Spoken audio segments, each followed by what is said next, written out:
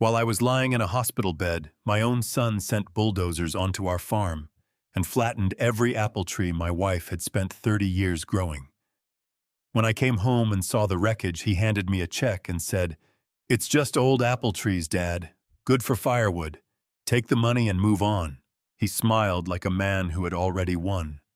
He had no idea what my wife had quietly built around that orchard and what it was going to cost him to destroy it. Thank you so much for tuning into Dad's Revenge Stories.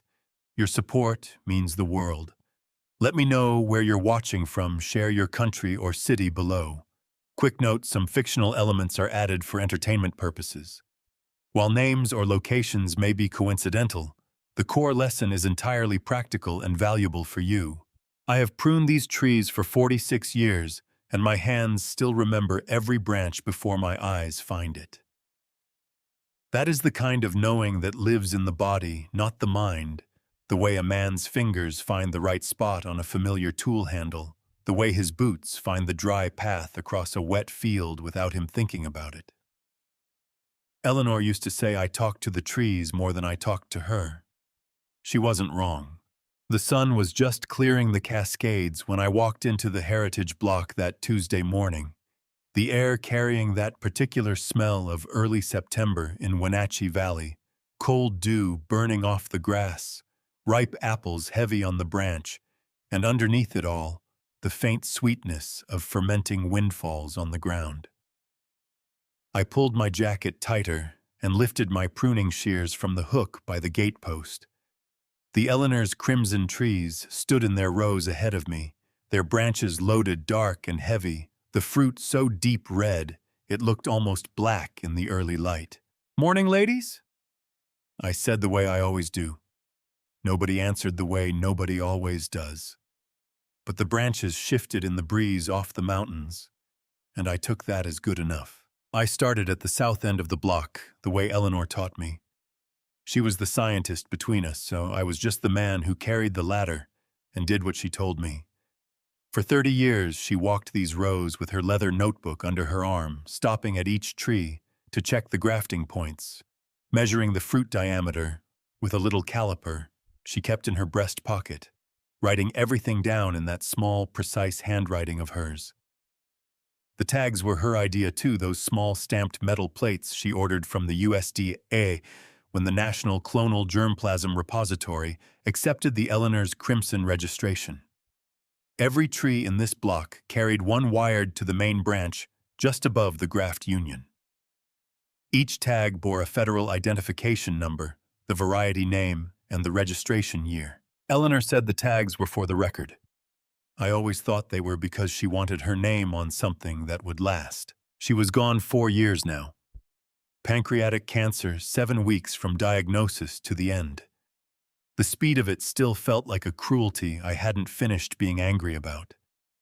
But she left me the orchard, the leather notebook, the USDA certificates, and a contract with Mark Okafor at Okafor Cider Works in Spokane that would have made her laugh with surprise. Mark was paying me now $1.2 million per harvest for exclusive rights to the Eleanor's crimson yield.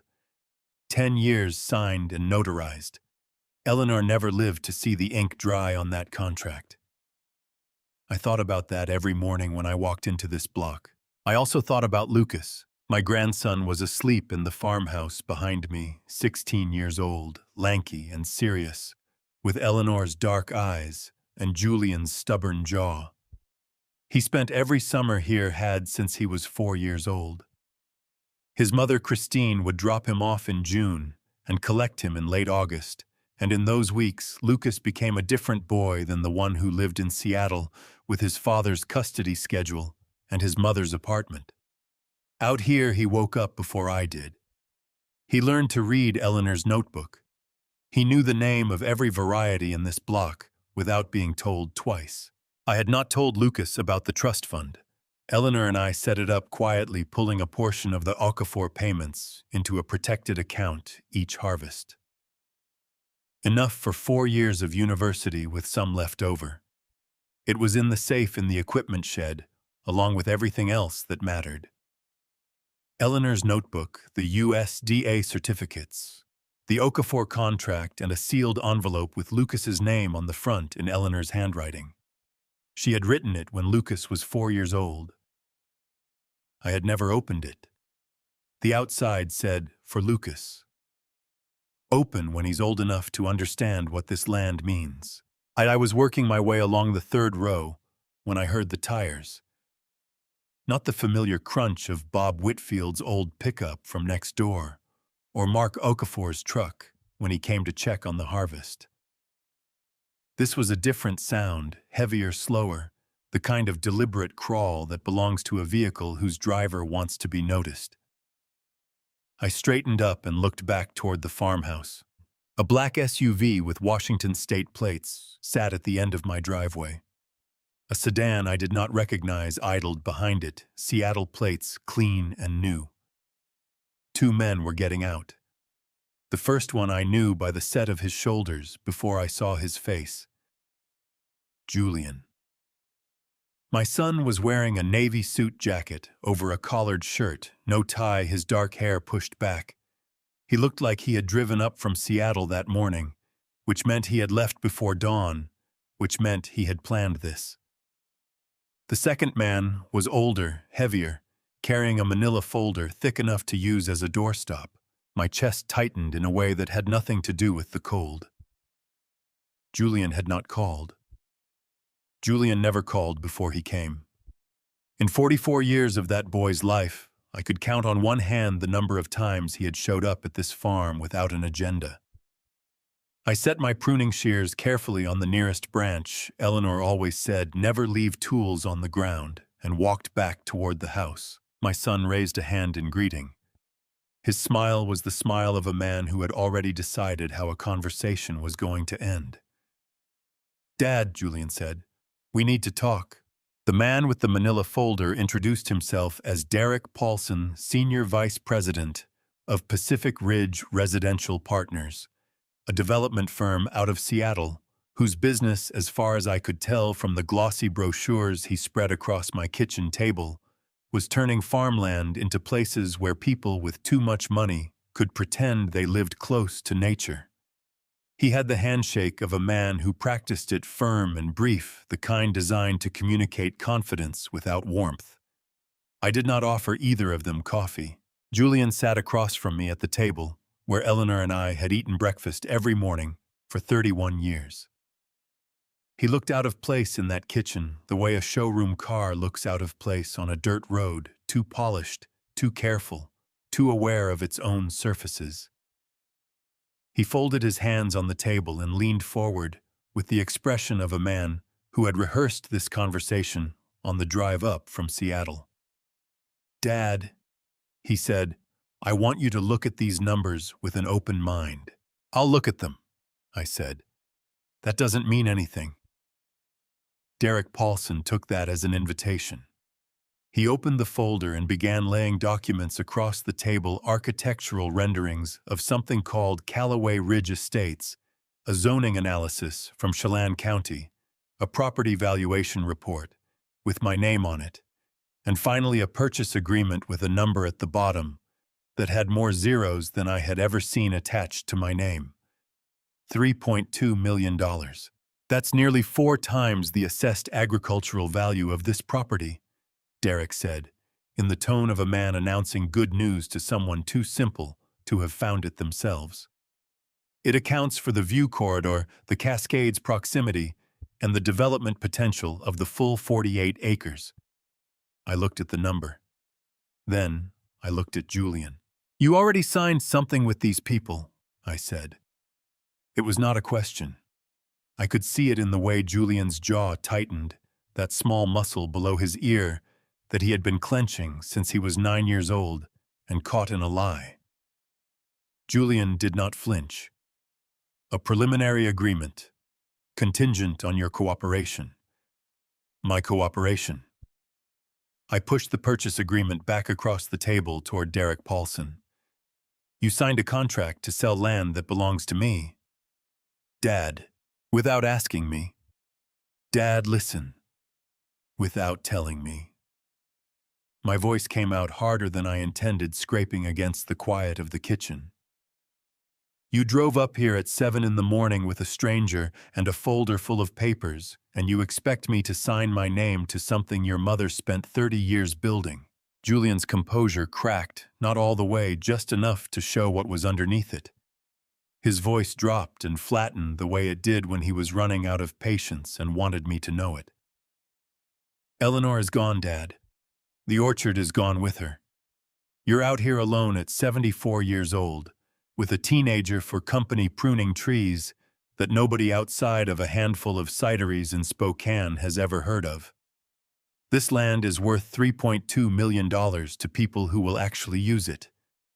That money could buy you a house in town, a car that runs reliably actual medical care within 10 minutes of where you sleep.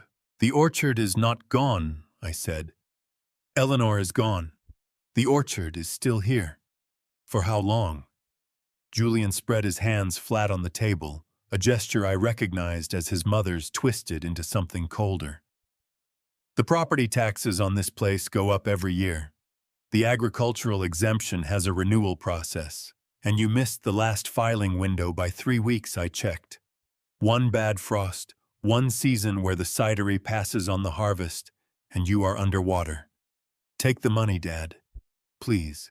The please landed wrong. It always does when a man uses it to mean something other than what it sounds like. Get off my land, son, I said. Derek Paulson began gathering his documents with the practiced efficiency of a man who had been asked to leave rooms before. Julian stayed seated, his hands still flat on the table, and I watched something shift in his face, the salesman's patience burning off and leaving something colder in its place. If you won't sell, Julian said quietly, I'll petition the county to reclassify this property as non-productive agricultural land. The exemptions disappear. The tax burden triples. I've already spoken to an attorney about establishing a guardianship on the grounds that you're no longer capable of managing your own affairs. One cardiac event and that conversation gets a lot easier to have. The room tilted. Not dramatically, just a slow, terrible shifting, the way a boat tips when water gets in somewhere it shouldn't. The pain started in the center of my chest, a clenching pressure that radiated up into my jaw and down my left arm, simultaneously squeezing the breath out of me in a long, ragged exhale that I couldn't stop. My hand went to my sternum without my telling it to. The kitchen table edge bit into my palm as I grabbed it. Grandpa! Lucas's voice came from the stairs. He had been up there the whole time listening. His sneakers hit the floor running. His hands found my shoulders. Grandpa, talk to me. Julian stood up from his chair. He looked at me across the table for 4 full seconds. I counted them, because there was nothing else to do with those seconds except count them before he reached for his phone and dialed 911. I did not see any of what happened next. I was in the back of an ambulance on Highway 2 heading toward Confluence Health Central Washington Hospital, an oxygen mask over my face and an EMT named Carrie asking me to rate my chest pain on a scale of 1 to 10. I told her 6. She wrote down 8, which was probably closer to the truth. What I know about the next 4 hours I pieced together later from Gary Tompkins's affidavit, from Lucas's account, from the Chelan County Sheriff's incident report, and from a text message sent at 6:47 that morning that Julian never imagined anyone would read except the man he sent it to. Gary Tompkins had been clearing land in the Wenatchee Valley for 22 years. He ran Tompkins Land Clearing LLC out of a gravel yard on the east side of the valley. 3 Caterpillar D6 dozers, 2 excavators, and a crew of 6 men who showed up on time and did not ask questions that were not their business. He had worked for Julian Calloway's development company for 6 years, parking lots in East Wenatchee, a commercial pad site near Cashmere, a grading job outside Leavenworth that ran 3 weeks over schedule because of a rock shelf nobody had mapped.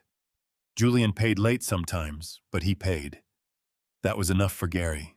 The text came through at 6:47 that morning, while Gary was drinking his second cup of coffee in the cab of his pickup outside the yard. His crew was already there, engines warming, headlights on in the dark. Julian had called the night before to confirm the job, and Gary had staged the equipment at a pull-off on Brender Canyon Road, less than 2 miles from the Callaway property, the way Julian had instructed. The text said, "Old man's at the hospital. 6 hours minimum. Get it done before noon. Don't leave anything standing. Make sure those federal tags are buried." Gary read it twice. He had looked at the map Julian gave him, a hand-drawn topographical sketch that placed the property line a full 12 acres inside what Gary's own survey knowledge told him was the Callaway orchard. He had driven past the farm twice in the past week, and he had seen the survey stakes in the ground. Along the south fence line, bright orange flags snapping in the wind, marking the legal boundary as clearly as anything could mark it. He had called Julian about the stakes. Julian had told him the stakes were wrong. Julian had told him the county survey was outdated and that a corrected plat had been filed. Julian had told him to ignore the orange flags and follow the hand-drawn map. Gary had not asked for the corrected plat number, and Julian had not offered it. That was the kind of thing Gary would spend a long time thinking about afterward. He forwarded the text to his foreman, pulled out of the lot, and led the convoy down Brender Canyon Road toward the Callaway farm. What Gary did not know, what Julian had dismissed with a wave of his hand the night before when Gary mentioned it, was that Julian's 16-year-old son was still in the farmhouse. Julian had said, "He's just a kid. He won't be a problem." Gary had accepted that the way he accepted most things Julian told him, which was to say he accepted it without thinking hard enough about what it meant. Lucas Callaway heard the dozers before he saw them. He told me later that he had been awake since the ambulance left, sitting at the kitchen table with a glass of water. He hadn't drunk my cell phone in front of him, with Sandra's number already pulled up, trying to decide whether to call her. The sound reached him through the farmhouse walls first, as a vibration, a low mechanical thrumming that he felt in his sternum before his ears made sense of it. He went to the kitchen window and looked south toward the heritage block. 3 machines were moving through the fence line at the bottom of the property. The chain link bowed and collapsed under the lead dozer's blade like paper. Lucas stood at the window for 1 full second. Then he ran upstairs, grabbed the GoPro from his nightstand, and climbed out his bedroom window onto the equipment shed roof. Julian had parked his SUV at the edge of the gravel turnaround, below the equipment shed. He stood outside it with a radio handset, watching the dozers enter the orchard. His voice carried in the cold morning air, without him seeming to realize it, or perhaps without him caring. "All the way through," Julian said into the handset. "Every row. And tell your guy to make sure those tag wires don't end up on top of the pile where anyone can photograph them. I want them in the ground." Lucas pressed the record button. The first dozer reached the Eleanor's crimson trees at the south end of the heritage block at 10:17 in the morning. I know the exact time because it is in the sheriff's incident report cross-referenced with the timestamp on Lucas's footage. The lead blade struck the largest tree in the block, the one Eleanor had planted on our 10th wedding anniversary, the one that bore the first tag she ever stamped. USD A-NCGRW A-HO-1994-E Crimson-001, and the trunk 80 years of Wenatchee Valley, root and cambium and heartwood, snapped at the graft union, with a sound Lucas described to me later as a rifle shot. He did not stop recording. Lucas told me he counted the trees. He said it was the only thing that kept him from climbing down off that roof and doing something stupid, the counting. He started when the first dozer made its second pass through the south row, and he kept going because stopping meant thinking, and thinking meant understanding what he was watching, and understanding was something he could not afford yet. Not while the camera was still running. Not while there was still something left to record. 1. 2, 3. The Eleanor's crimson trees went down in groups, their loaded branches swinging wide as the blade caught the trunks. The dark red fruit exploding against the dozer treads in bursts of juice and pulp that stained the steel the color of something Lucas did not want to name. The root systems came up with each tree massive tangled networks that Eleanor had spent decades cultivating in this particular soil, this particular slope, at this particular angle to the winter sun. They came out of the ground with a tearing sound that Lucas said he could hear even over the engine noise, a wet ripping that traveled up through the roof planks and into his knees, where he crouched with the GoPro pressed steady against his cheekbone. He was crying by the 11th tree. He told me that too without embarrassment, the way a 16-year-old boy tells his grandfather something true when he has decided the truth matters more than how it sounds. He said the tears made it hard to see the screen, so he used his shirt collar to wipe his eyes between takes and kept the camera level, because he understood, in the way that sometimes young people understand things more clearly than the rest of us, that the footage was the only thing he could do for me right now. Bob Whitfield heard the machines at 11:15. He was running his own irrigation line along the east fence of his property when the sound reached him. The ordinary noise of farm equipment, which carries differently with a rhythm and a purpose, that a man who has worked land for 40 years learns to read without thinking. This was continuous grinding without pause. Bob shut off his irrigation pump and stood still and listened for 30 seconds. Then he drove his pickup to the fence line between our properties and looked over. He called my hospital room at 11:22.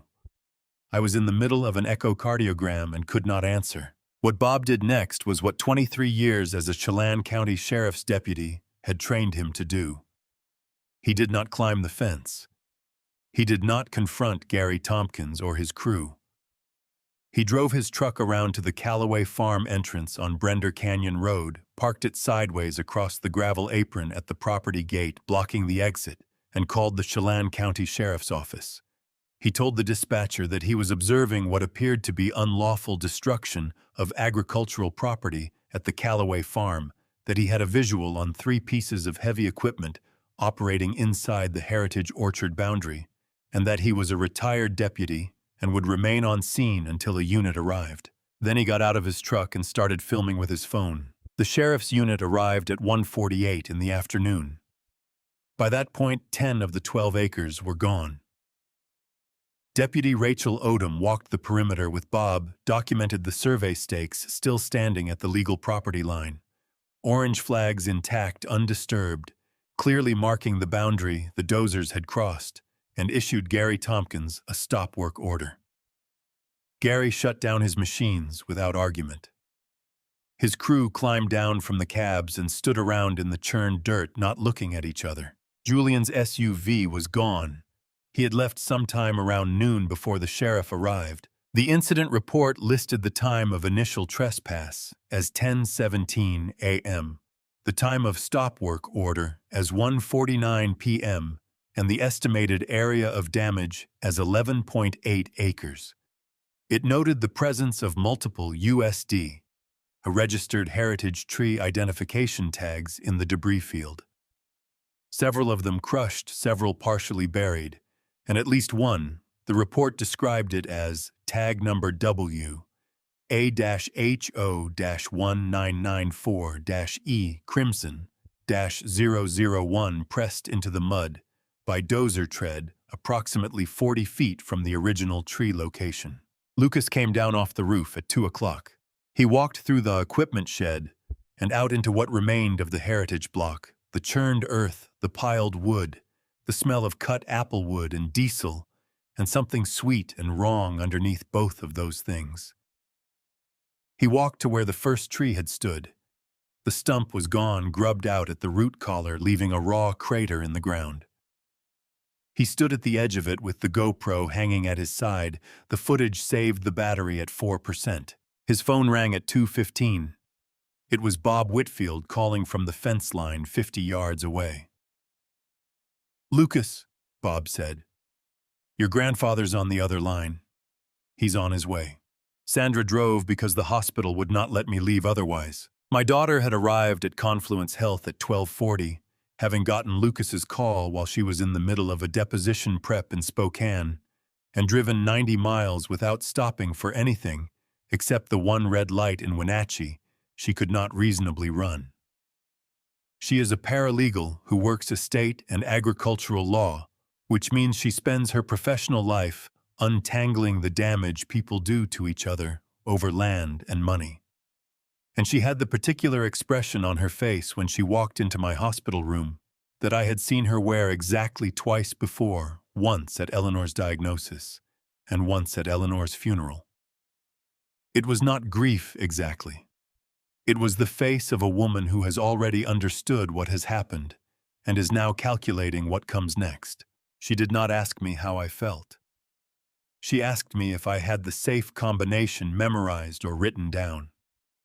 I told her memorized. She nodded and went to find the attending physician. I dressed myself while she argued with the doctor in the hallway.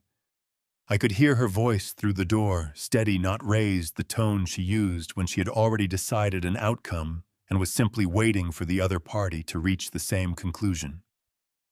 The doctor eventually agreed to release me with a monitoring order, a prescription I did not intend to fill that afternoon, and a list of instructions Sandra folded into her jacket pocket without reading.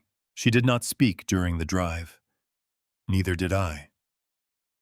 There are silences between people who love each other that are full rather than empty, packed with everything that does not need to be said, because both people already know it. The Cascades sat above the valley in the late afternoon light, indifferent and enormous, the way mountains always are when everything below them is falling apart. Bob Whitfield was standing at the gate when we turned in off Brender Canyon Road. He had his hat in his hands, a thing I had never seen Bob do in 20 years of Friday evening chess on his back porch, and he stepped aside without speaking as Sandra pulled the car through. His face told me everything the drive had not. She stopped the car at the top of the ridge above the south field. I got out before she had the engine off. The smell reached me first.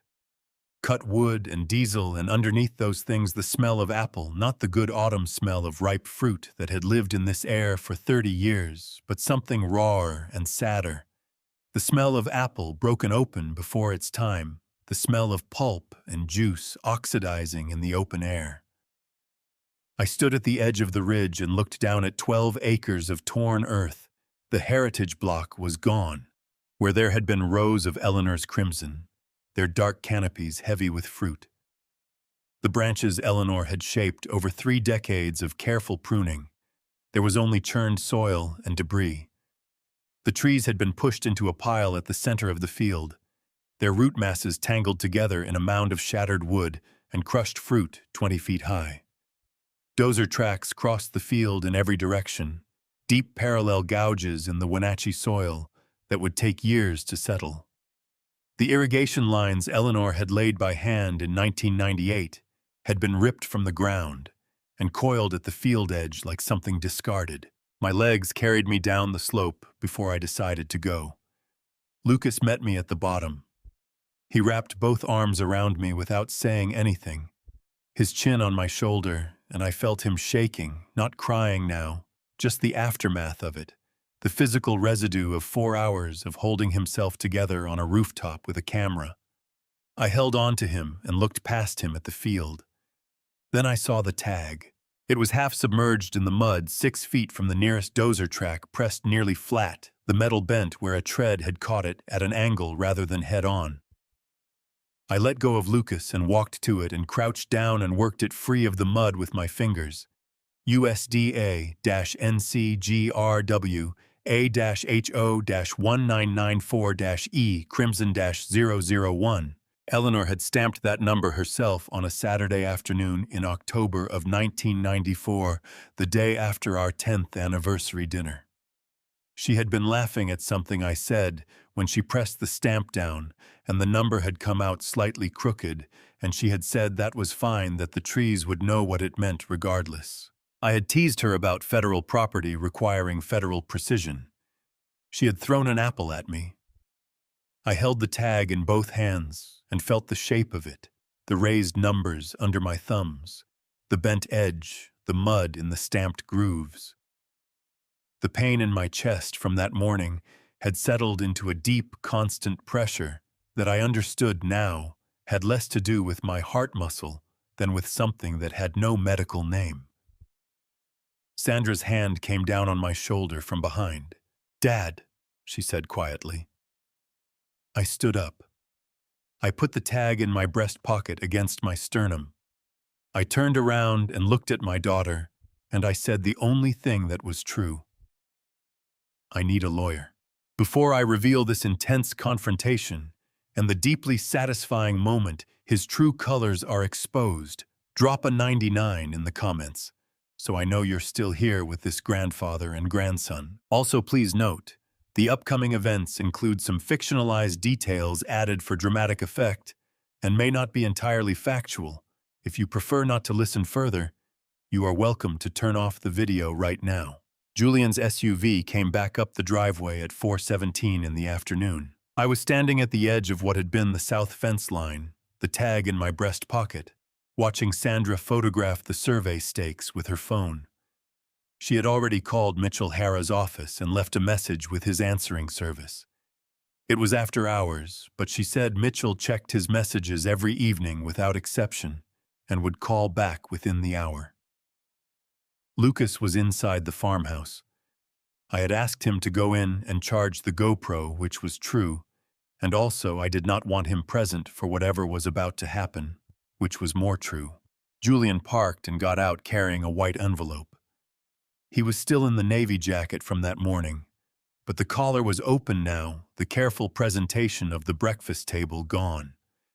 He walked toward me across the churned field with the particular stride of a man who has talked himself into something during a long afternoon of driving around thinking.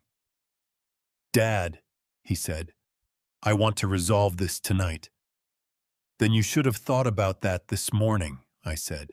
He stopped a few feet from me and held out the envelope. I had my attorney run the numbers on the cleared timber.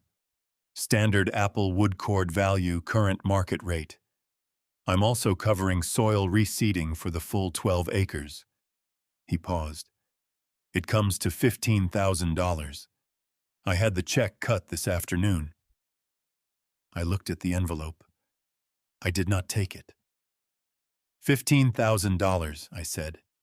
"It's a fair assessment for the timber value, Dad. I know it's not what you were hoping." "Julian." My voice came out flat and even, the way it does when I am so far past anger that anger is no longer the right word for what I am feeling. "Do you know what USDA-NCGR stands for?" He blinked. "What?" "National Clonal Germplasm Repository. It is a federal program that registers living plant genetic material of critical agricultural importance. Your mother spent 18 months on the application." I reached into my breast pocket and took out the tag. I held it up between us so he could read the stamped numbers. Every tree in that block carried one of these, not because your mother liked paperwork, because she understood that what she had bred was irreplaceable and she wanted the federal government to know it existed. Julian's jaw worked. "Dad, that's a registration program. It doesn't change the timber value." A forensic pomologist from Washington State University is going to walk that field and calculate the replacement cost of 94 mature Eleanor's crimson trees, the genetic IP value of a proprietary registered variety that exists nowhere else on Earth, and 20 years of projected lost revenue from a purchase contract your mother never lived to see paid out. I put the tag back in my pocket. When she finishes, the number will not be $15,000. Something shifted in Julian's face, the first crack in the self-assurance he had carried through this entire day. He pushed it closed quickly, but I had seen it. "Dad, if you try to litigate this, I have attorneys who will drag a civil suit out for 3 years. You're 74. You had a cardiac event this morning. Do you really want to spend whatever time you have left in a courtroom? Sandra stepped up beside me. She had her phone in her hand, and her voice was the temperature of the Wenatchee River in January. That comment will be in our notes from tonight, she said to Julian. Exact words. Julian looked at her, then back at me. He held out the envelope again. Take the check, Dad. Sign the release and we move on. I'm trying to make this right. I reached out and took the envelope from his hand. Julian's shoulders dropped slightly. Relief premature and misplaced. I opened the envelope, looked at the check, and then I put it back inside, folded the envelope in half, and slid it into the breast pocket of Julian's jacket. The same pocket where he had carried the folder of purchase agreements that morning. His relief curdled into something else. You didn't clear timber, I said. You trespassed on private property and destroyed a federally registered genetic repository. You ordered it done in writing while I was in a hospital bed, and you told your contractor to bury the federal markers so there would be no record. My grandson has the footage of you giving that order. The sheriff has the incident report. I held his eyes. Keep your check, Julian. I turned and walked back toward the farmhouse. Behind me, I heard him say my name once, sharp and urgent. I did not stop. Sandra fell into step beside me, and I heard Julian say something else, something about attorneys and court dates and old men who did not understand what they were starting. Sandra said without turning around, "Neither do you." Mitchell Hara had been practicing agricultural and timber law in Wenatchee for 31 years, which meant he had spent 3 decades watching corporations, developers, and occasionally family members do things to farmland that the law did not permit, and then act surprised when the law responded. His office was on the 2nd floor of a brick building on Wenatchee Avenue, above a farm supply store that sold irrigation fittings and fence staples, and the kind of heavy work gloves that Arthur Calloway had worn through 6 pairs of in the past decade. The building smelled like rubber and motor oil from the ground floor, and like old paper and coffee from the 2nd. Mitchell fit both smells equally well. He was a compact man in his early 60s with close-cut gray hair and the unhurried manner of someone who had learned that patience was not a virtue so much as a professional tool. He had called Sandra back at 8:47 the previous evening, listened to her summary for 11 minutes without interrupting, and said, "Bring your father in at 7 tomorrow morning. Bring everything in the safe." We brought everything in the safe. I set it on his desk in 2 stacks. Eleanor's leather notebook on top of the first stack, the USDA certificates, and Washington Heritage Orchard Registry documents beneath it, the Okafor contract on top of the 2nd stack, and the sheriff's incident report beside both. Sandra placed her phone next to the incident report, open to the photographs of the survey stakes. I put the USDA tag OA-HO-1994-E, Crimson-001 on the desk, in front of everything else the way you might set a compass before unfolding a map. Mitchell looked at each item in sequence without touching anything. Then he looked at me. "Did Julian admit to ordering the clearing?" he asked. "He stood on my land that afternoon and called it a mapping error," I said. His exact words were that his subcontractor crossed the boundary line by mistake. "And the text message to the subcontractor. You have that." "Gary Tompkins has it. Sandra has spoken to him. He is not pleased about being used as a shield." Mitchell picked up the USDA tag and turned it over in his fingers. He read the number. He set it back down with the precision of a man handling something that has just clarified a complicated problem. "Arthur," he said, "your son has made a significant miscalculation. He believes he is managing a property dispute with a grieving farmer. He does not understand what he actually did." Mitchell leaned back in his chair and folded his hands. "Washington State has a timber trespass statute. RCW 64.12.030. It was written for exactly this kind of situation, when someone intentionally crosses a property line and destroys trees that belong to someone else. Under that statute, the court does not simply award the market value of the lost timber. For willful trespass, meaning the defendant knew what they were doing and did it anyway, the court is required to award treble damages, 3 times the actual value of what was destroyed. Sandra had gone very still in the chair beside me. 3 times, I said. 3 times. Which means before we discuss what your orchard is actually worth, I need you to understand that whatever number our expert arrives at Julian's exposure is that number multiplied by 3. Mitchell paused. I would like to retain Dr. Patricia Howe from the WSU Tree Fruit Research Center to conduct the valuation. She has testified in 4 timber trespass cases in eastern Washington in the past 8 years. 2 of those cases involved heritage varieties. She knows what registered proprietary genetics are worth in a way that a standard appraiser does not. I nodded. My hands were flat on my knees, very still. There is one more thing, Mitchell said.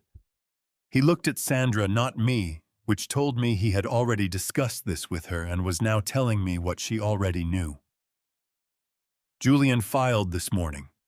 Tortious interference, $2 million, the argument being that your refusal to sign the transfer caused him to breach his contract with Pacific Ridge. He paused. He also filed a guardianship petition. He is claiming that the cardiac event yesterday indicates cognitive decline sufficient to warrant court-appointed oversight of your affairs. The room did not tilt the way it had at my kitchen table. Instead, everything in it became very clear and very still, the way a field looks in the last few seconds before a weather front moves through. He is trying to have me declared incompetent, I said. He is trying to remove your legal standing to fight him, Mitchell said. It is a tactic. It will not succeed. But I need you to understand what you are dealing with. He leaned forward. He thinks this move buries you. What it actually does is hand us a pattern of behavior that will matter enormously in front of a jury. He picked up the USDA tag one more time and looked at it. Let him file everything he has, Mitchell said. We will answer all of it. The safe was underneath the equipment shed beneath a sheet of 3/4-inch plywood that Eleanor had covered with a braided rag rug she made herself the winter after Lucas was born.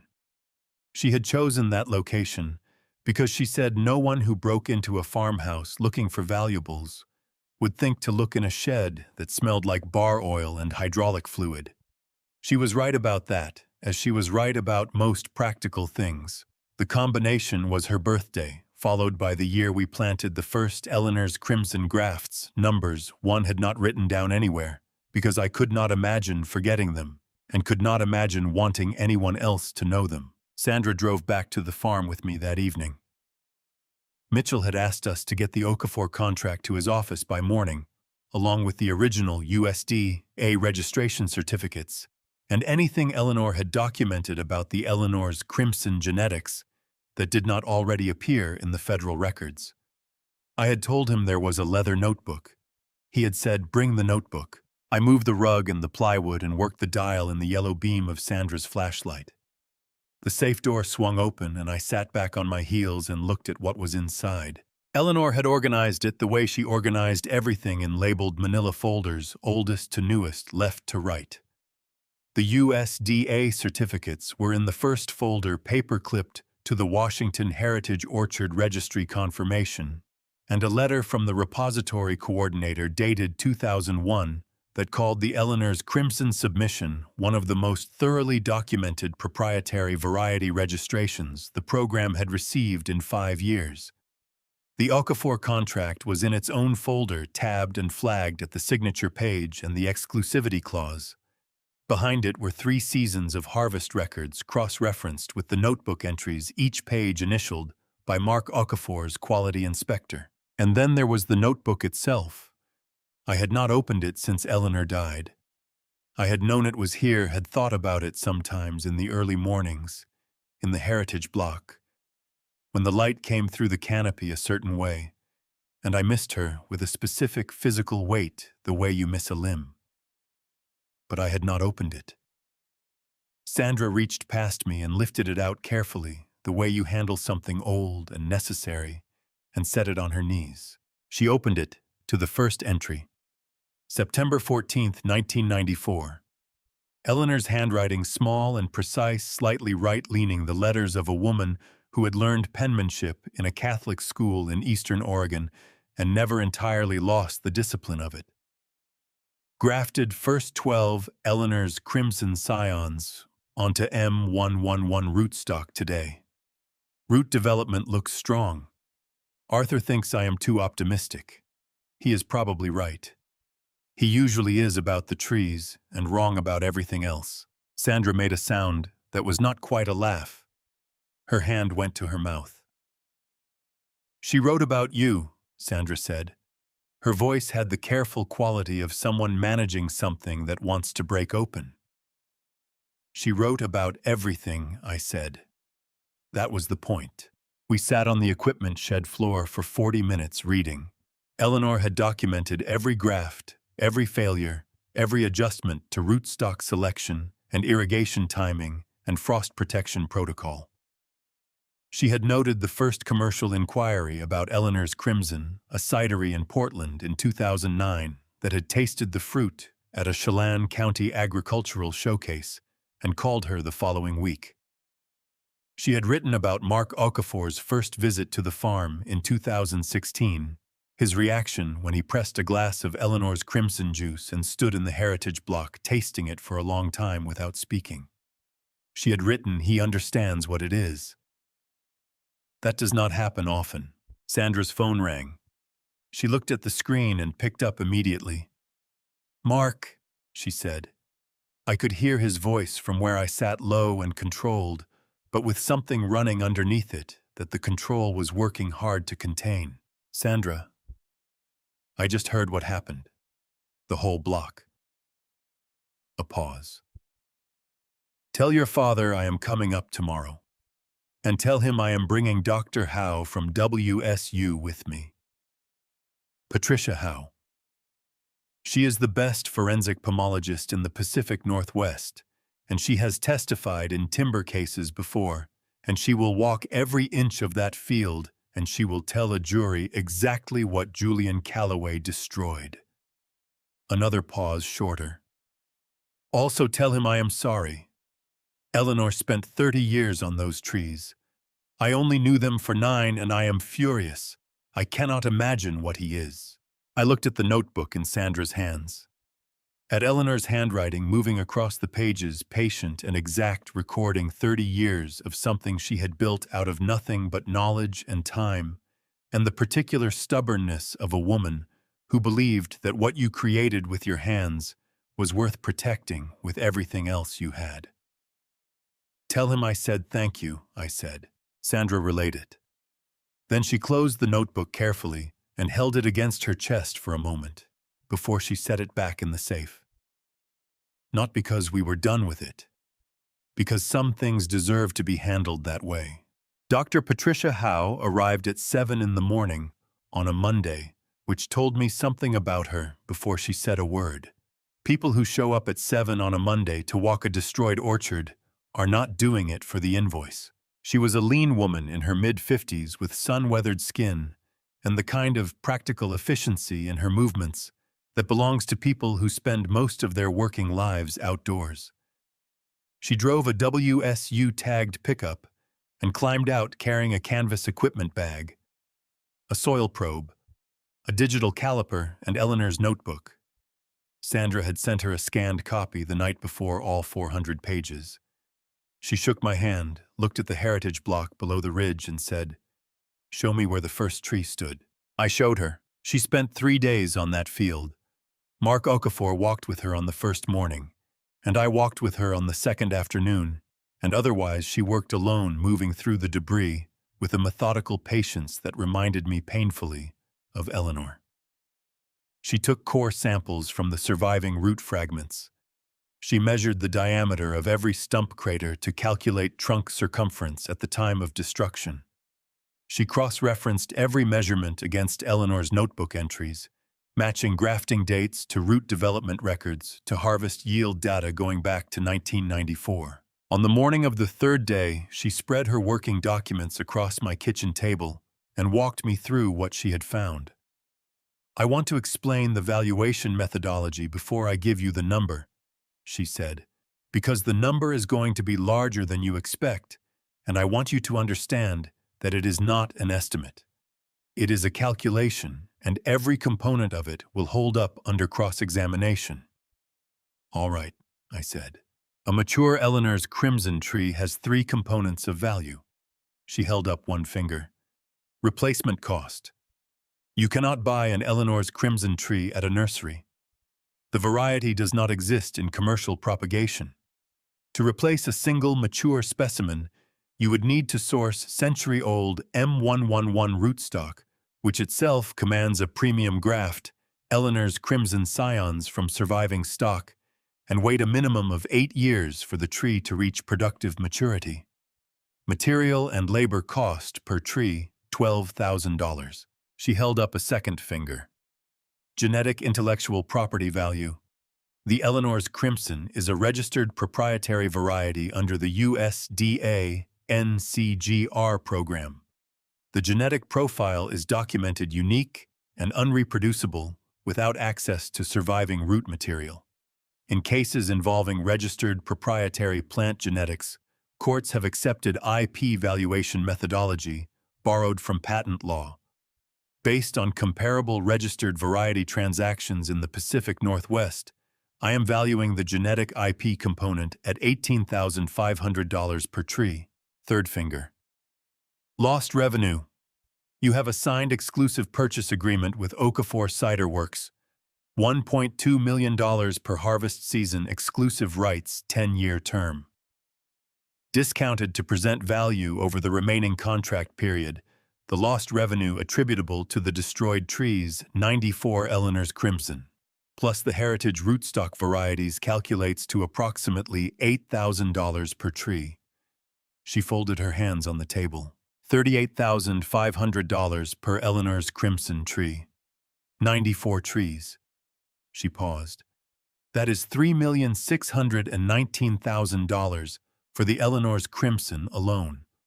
Adding the Arkansas Black and Hudson's Golden Gem heritage varieties, the destroyed irrigation infrastructure Eleanor installed in 1998, and the soil remediation cost for 11.8 acres of compacted dozer-tracked ground. The total actual damages figure is $4,800,000. The kitchen was very quiet. Outside, a September wind moved through what was left of the apple trees on the north side of the property, the commercial block Julian had not touched because it was not in his way. $4,800,000. I sat with that number for a moment. I had expected something significant. I had not expected something that felt like the true weight of what Eleanor had built. Not the sentimental weight which I had always known, but the actual documented, arguable in a court of law weight of 30 years of knowledge and patience and precise, loving work. "The treble damages figure," I said. Dr. Howe nodded. "That is Mitchell's territory, not mine. But if your attorney establishes willful trespass under RCW 64.12.030, the statute requires the court to multiply actual damages by 3. She looked at me steadily. $14,400,000. Mark Okafor was standing by the kitchen window. He had not spoken since Dr. Howe began. Now he turned from the window and looked at me with an expression I did not have a name for, somewhere between grief and something harder. "Eleanor knew what she had," he said. "She always knew." I nodded. My hands were still flat on the table, very still. "When can you have the report finalized?" I asked Dr. Howe. "End of the week," she said. "Mitchell will have it Monday." She began gathering her documents. I watched her stack Eleanor's scanned notebook pages carefully on top of the soil sample, reports, the caliper measurements, the root fragment, Analyses 30 years of Eleanor's work, measured and documented and assigned a number that a court could act on.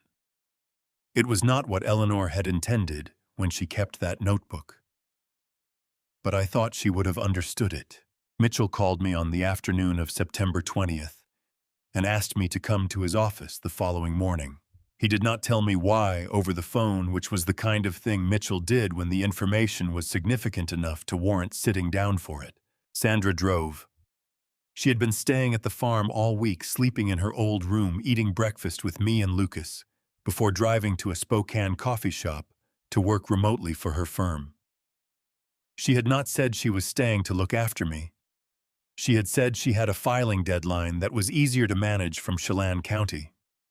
We had both accepted this explanation without examining it. When we arrived at Mitchell's office, Gary Tompkins was already there. He was sitting in this chair across from Mitchell's desk, with his work jacket still on, and his hat in his lap, the same posture Bob Whitfield had worn at my gate 2 weeks earlier. The posture of a man delivering something he would rather not be delivering. A small USB drive sat on Mitchell's desk between them. Gary looked up when Sandra and I walked in, and the expression on his face was not guilt exactly. It was the expression of a man who had run a straightforward calculation and arrived at a number he did not like. "Mr. Calloway," Gary said. He did not offer his hand, and I did not reach for one. I sat down.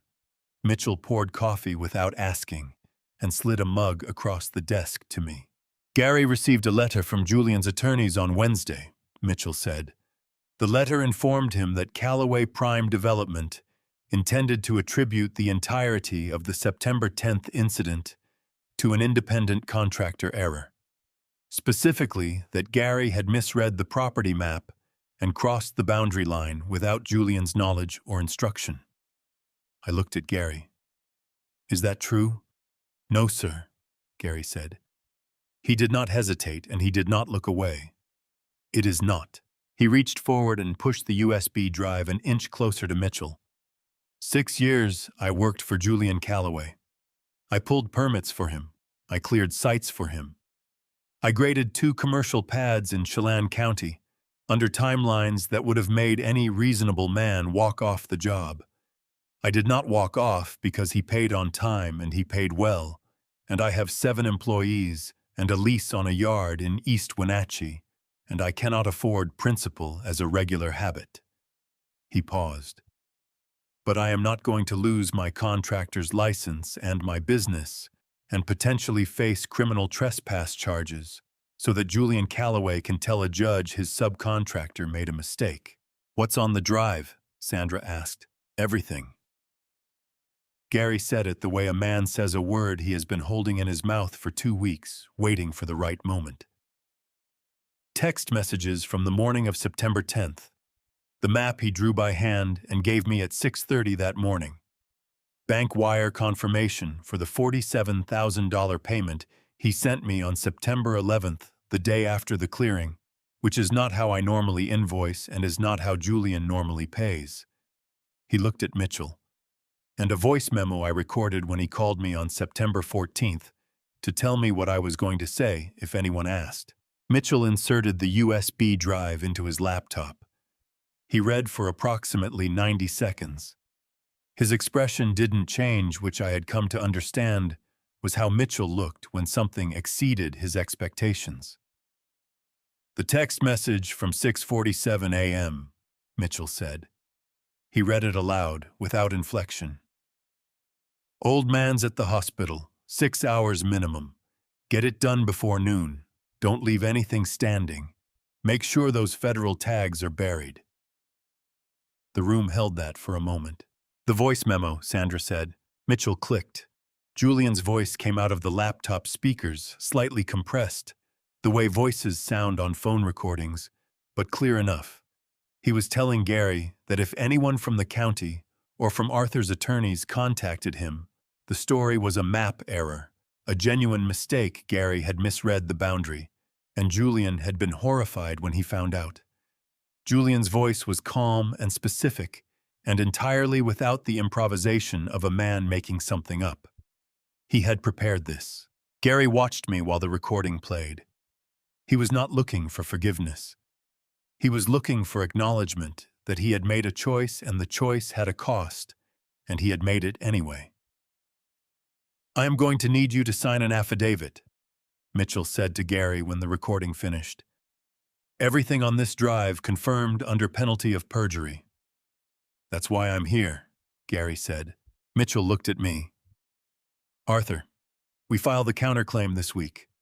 $14.4 million attorney's fees, and a motion to dismiss Julian's guardianship petition on the grounds that a man sharp enough to build this case against his own son is not a man who needs a court-appointed guardian." I looked at the USB drive on Mitchell's desk. Such a small thing to carry so much. "File it," I said. The counterclaim was filed on September 25th. Mitchell sent me a copy by email, which Sandra printed and placed on my kitchen table without comment. I read it once carefully, the way I read anything that has my name on it. $14,400,000, attorney's fees, motion to dismiss the guardianship petition, demand for jury trial. I folded it in half and put it in the drawer with Eleanor's seed catalogs, because that seemed like the right place for something that had grown out of what she built. The first call from Mitchell came 10 days later. "Pacific Ridge terminated their contract with Julian this morning," Mitchell said. "Their legal team reviewed the counterclaim filing and identified a material problem Julian represented to them that he had authority to contract for the sale of your property. He did not have that authority. Under Washington law, that is fraudulent misrepresentation, which voids the contract and potentially exposes Julian to a separate civil action from Pacific Ridge." A pause. "They have already retained counsel." I was standing at this kitchen window looking out at the north block, the commercial apples Julian had not touched because they were not in his pipeline route. They were heavy with fruit in the October light, indifferent to everything that had happened on the other side of the ridge. "Is he going to be all right?" I asked. Mitchell was quiet for a moment. "Arthur, he is still my son, Ush," I said. "I am asking a factual question."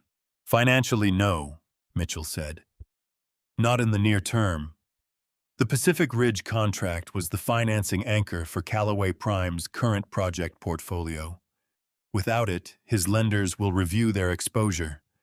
That process has already begun." I thanked him and set the phone down on the counter. Lucas was at the table doing homework. He had enrolled in the Wenatchee Valley online program for the fall semester, rather than go back to Seattle, a decision his mother had accepted with less resistance than I expected, which told me Christine understood something about where her son needed to be right now.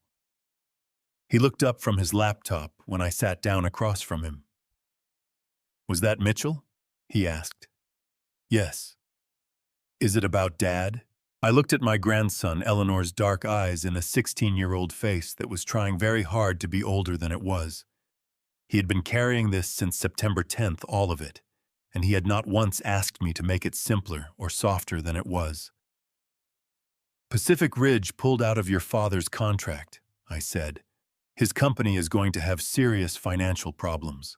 Lucas absorbed this the way he absorbed most things without visible flinching, processing it somewhere behind his eyes before he responded. "Because of what he did to the orchard."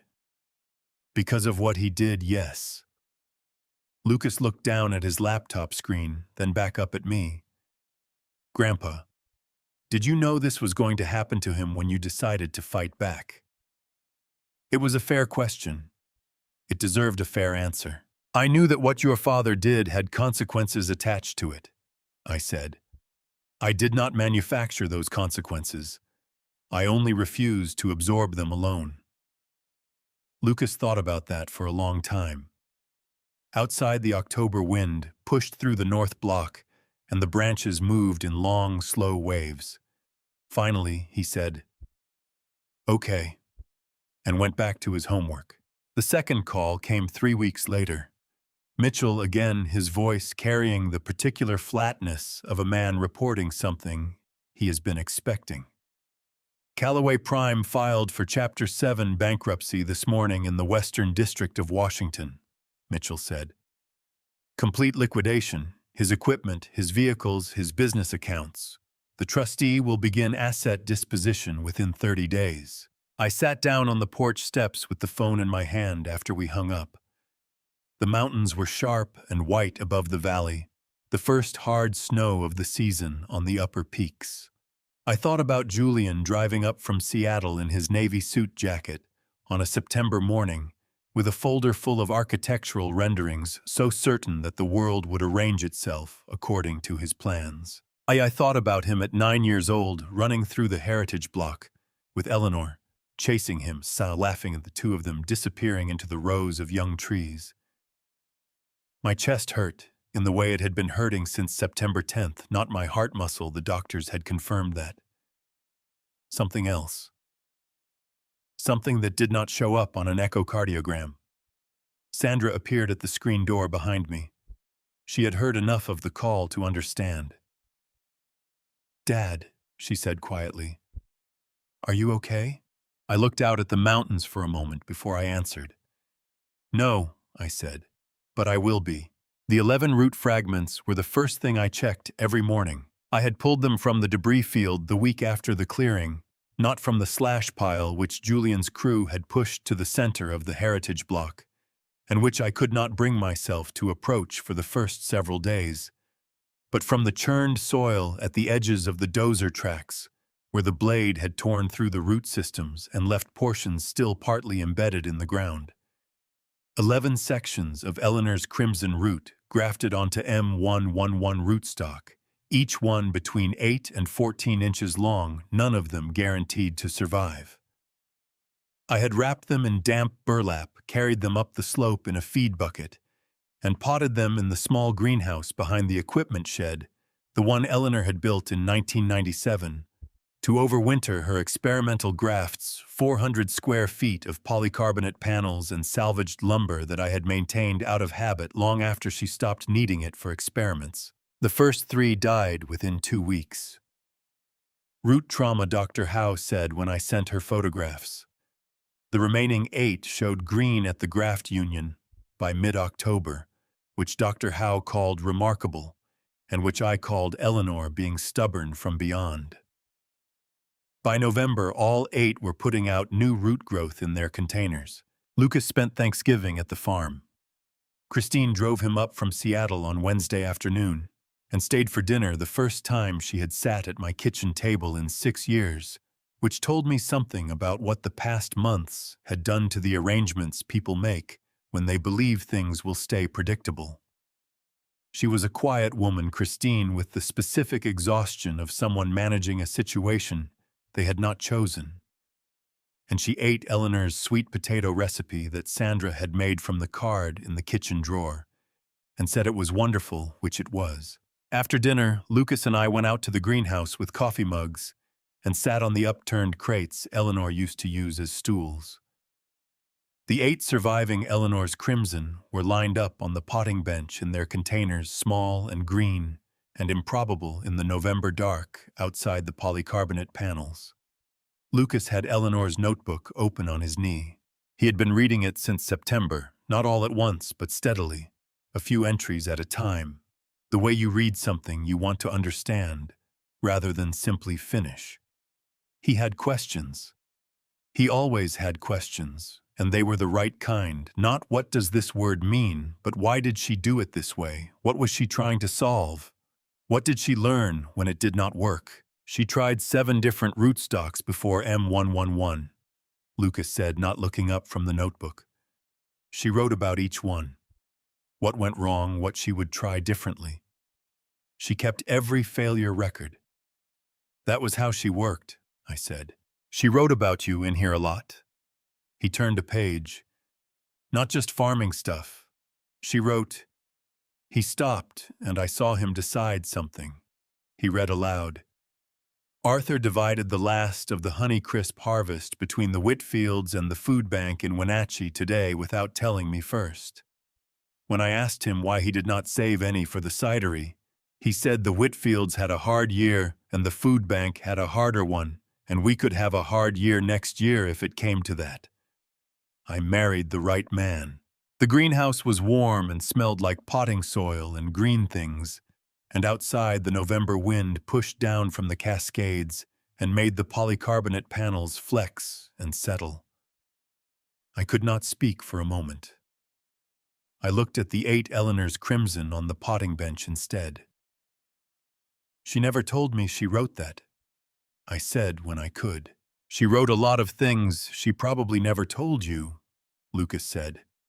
He said it gently, the way a 16-year-old says something true, when he is trying not to make it hurt more than it already does. In January, Mitchell called to confirm the trial date. October 14, 2025. Chelan County Superior Court Judge Rebecca Ostrander presiding. I wrote it on the calendar above the kitchen counter, the same calendar Eleanor had used for 20 years, the one with the apple variety photographs, a different heritage breed, for each month. The discovery phase ran through the spring and summer. Mitchell deposed Julian in March. Julian's attorneys deposed me in April, 4 hours in a conference room in Wenatchee. Julian's lead attorney asking me the same questions 11 different ways, which Mitchell had prepared me for and which I answered the same way each time because I had only one version of events, and it was the one that had actually happened. In June, Lucas called his mother and asked if he could stay through the school year. Christine said yes. In August, the 8 Eleanor's crimson root fragments had grown large enough to be moved from containers to a temporary nursery bed on the north slope.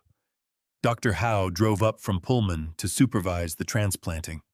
She stood in the nursery bed with her hands in her pockets, watching me lower the first root ball into the ground, and said, "In 8 years, those will be producing trees." 8 years. I was 74 years old. "Then I had better stay healthy," I said. She laughed a short, genuine sound and handed me the tamping tool. In September, Mitchell sent the trial confirmation to everyone by email. I printed it, folded it, and put it in my breast pocket next to the USDA tag I had carried every day since September 10th of the previous year, 14 months. That was how long it had taken to get from Julian's SUV in my driveway to a courtroom in Wenatchee. It felt longer. It felt in the way that grief always distorts time, like something that had always been happening and was only now approaching its end. I had driven past Chelan County Superior Court hundreds of times in 40 years of living in this valley, without once thinking carefully about what happened inside it. It sat on Orondo Avenue in downtown Wenatchee, a 3-story building of dark brick that had been standing since 1924, when the Wenatchee Valley was already calling itself the apple capital of the world, and the Cascades above the town had not changed in any way that mattered. The floors inside were original fir, worn pale in the walking lanes, where generations of boots had passed, and dark at the edges where no one ever went. The windows were tall and narrow, and the October morning light came through them at a low angle and made the dust motes above the gallery benches visible in long, slow columns that rose and fell as people moved through them. I had been inside this building twice before. Once in 2003 for a water rights dispute with an irrigation district that Eleanor had handled with considerably more patience than I possessed, sitting across from county officials, while Eleanor's explained clearly, without rancor, 3 separate times, that our senior appropriation rights predated their intake infrastructure by 11 years.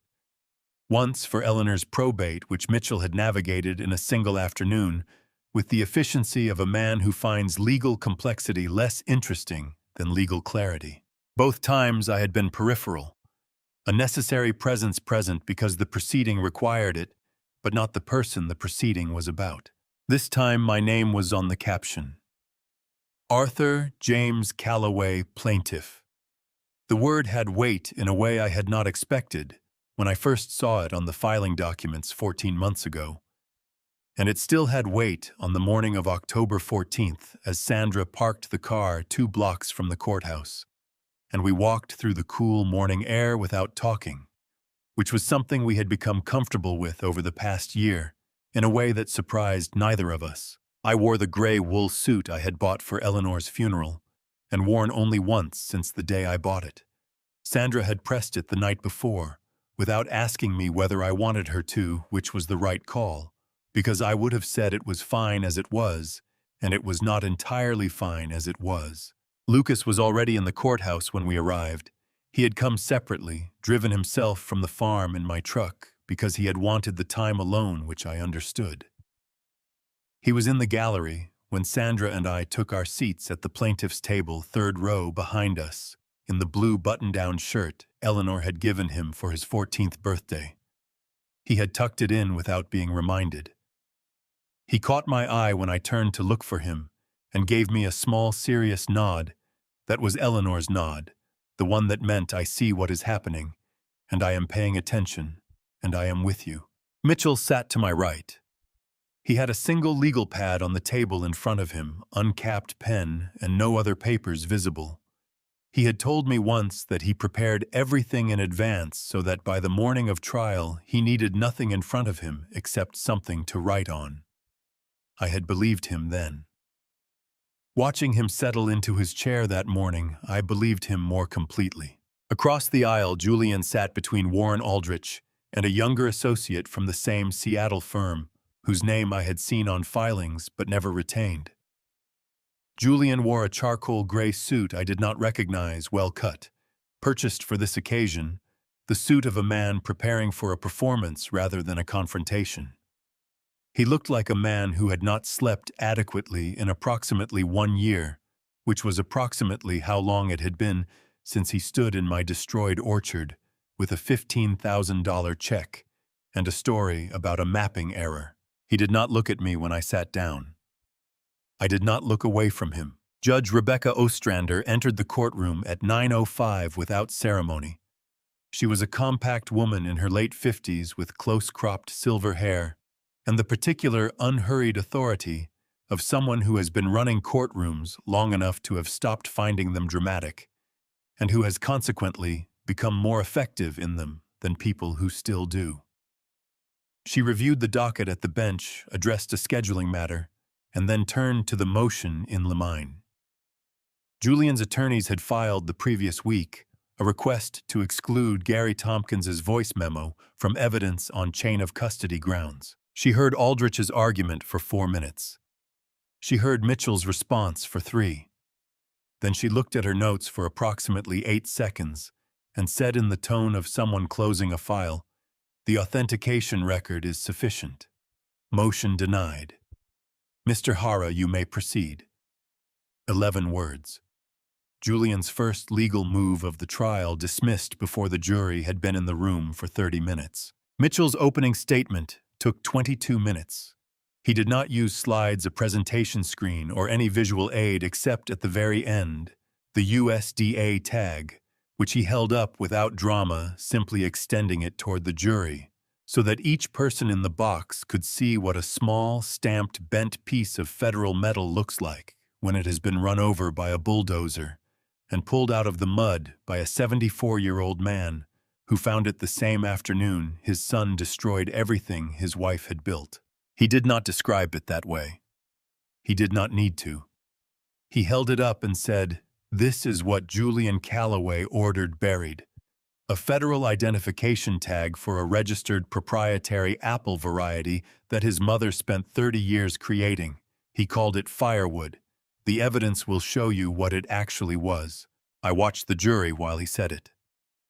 The woman in the second seat, heavy-set late 40s, reading glasses pushed up on her forehead, wrote something on her pen. The older man on the end, who had the weathered forearms of someone who had spent decades working outdoors, looked at the tag for a long moment before he looked back at Mitchell. Warren Aldrich's opening was polished and carefully structured.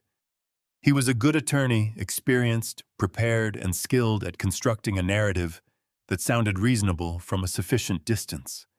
He acknowledged that the clearing had occurred. He expressed regret for the impact on Mr. Calloway. He told the jury that the evidence would show Julian had relied on survey information provided by a third-party contractor, that his intent had been to develop land he genuinely believed he had a legitimate familial interest in, and that the treble damages statute under Washington, revised Code 64.12.030, was a law designed for timber poachers and commercial clear-cut operations, not for family disagreements over property lines that reasonable people acting in good faith might interpret differently. It was a solid argument. It was the best argument available to him given what the evidence actually contained. It would have been considerably more solid without Gary Tompkins.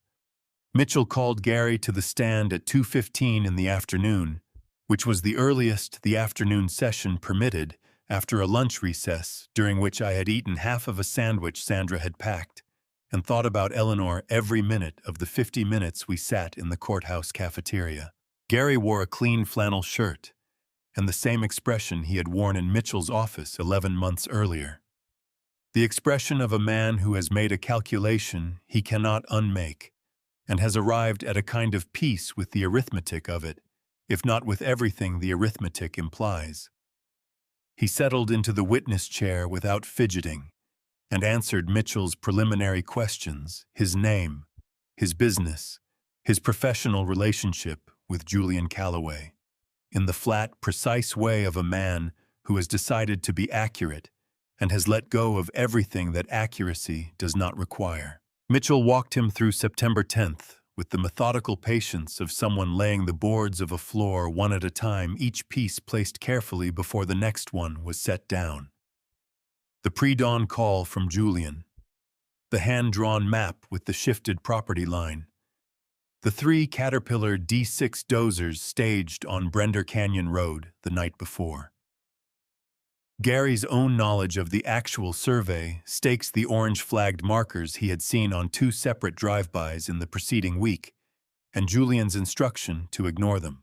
When Mitchell reached the text message, he read it aloud and asked Gary to confirm it was the message Julian Calloway had sent him at 6:47 on the morning of September 10th. "Yes, sir," Gary said. "That is correct."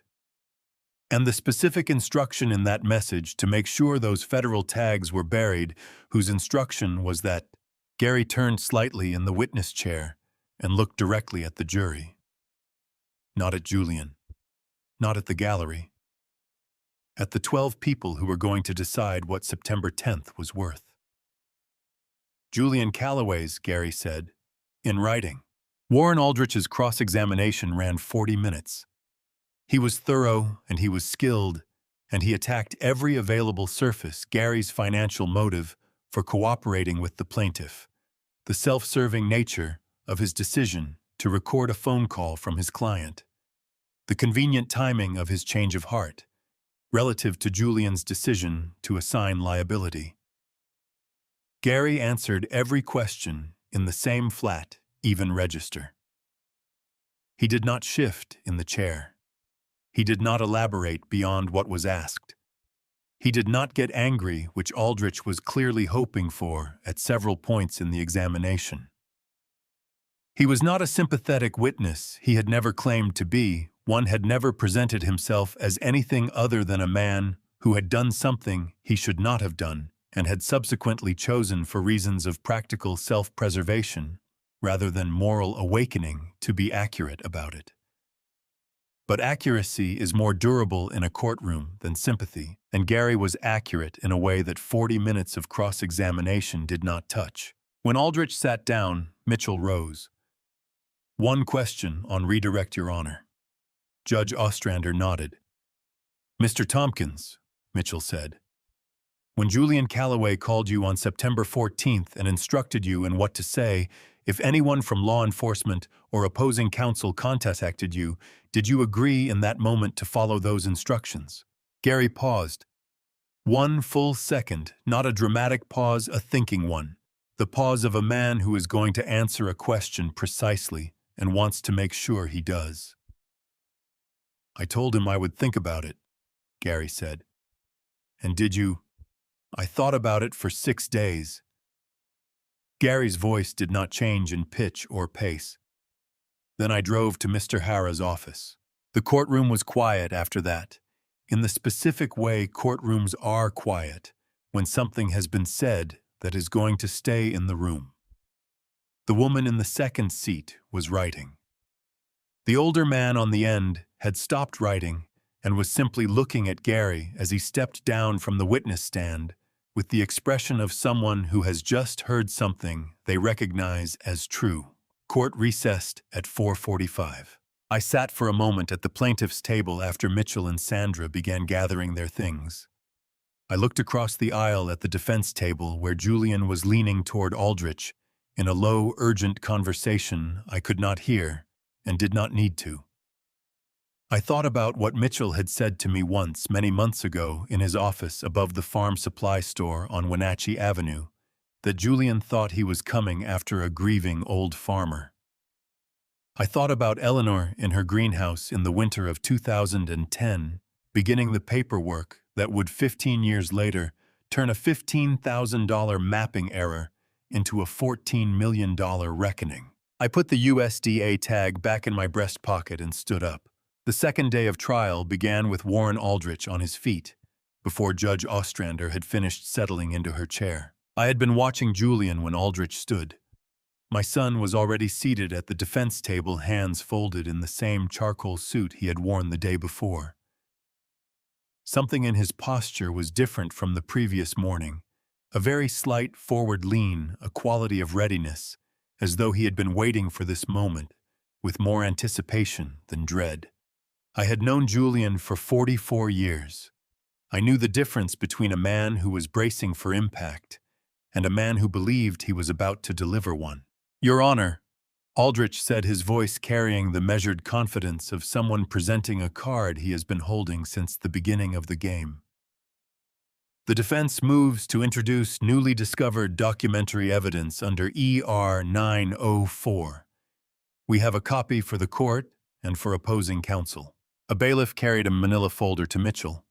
Mitchell opened it, read the first page, and his expression did not change, in the way that Mitchell's expression never changed when he was processing something significant.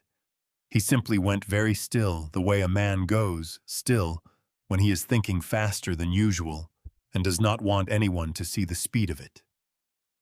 He set the folder on the table in front of me and returned to his feet. "The plaintiff requests a brief recess to review the document, Your Honor." 10 minutes, Judge Ostrander said.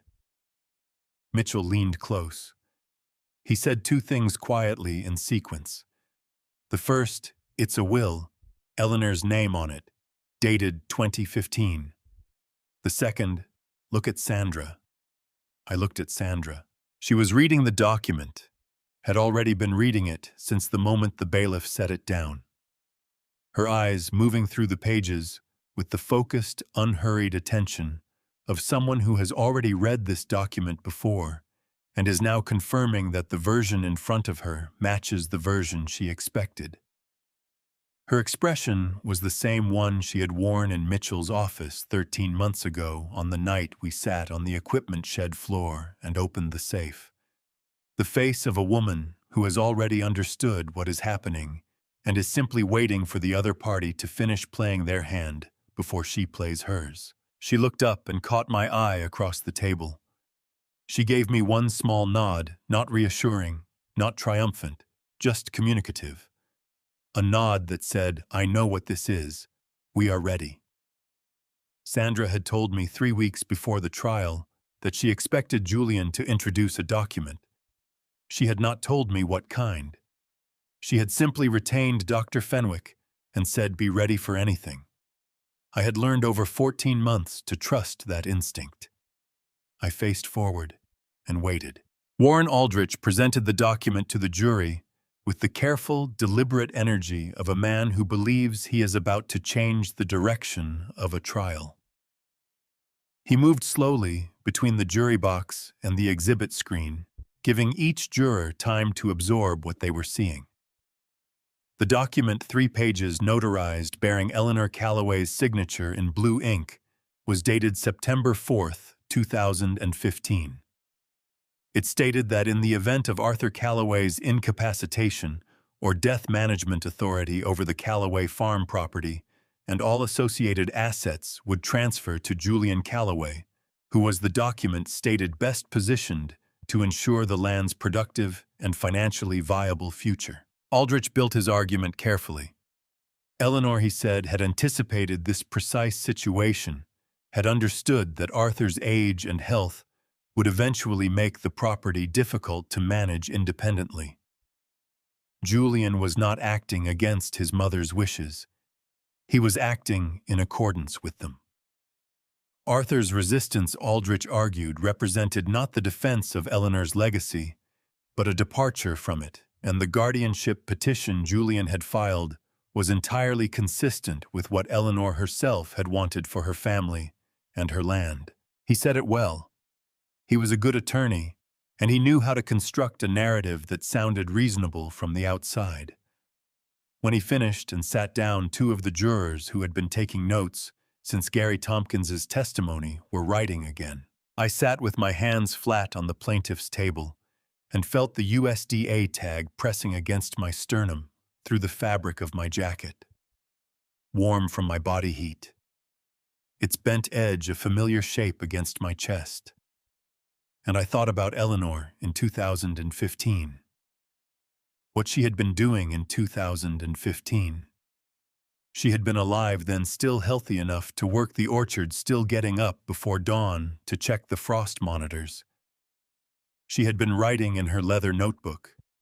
She had been corresponding with Dr. Howe at WSU about Eleanor's crimson tannin profiles. She had been doing 100 quiet, purposeful things, and not one of them had included writing this document. I knew Eleanor's handwriting the way I knew the layout of our property in the dark. I did not need a forensic examiner to tell me what I was looking at.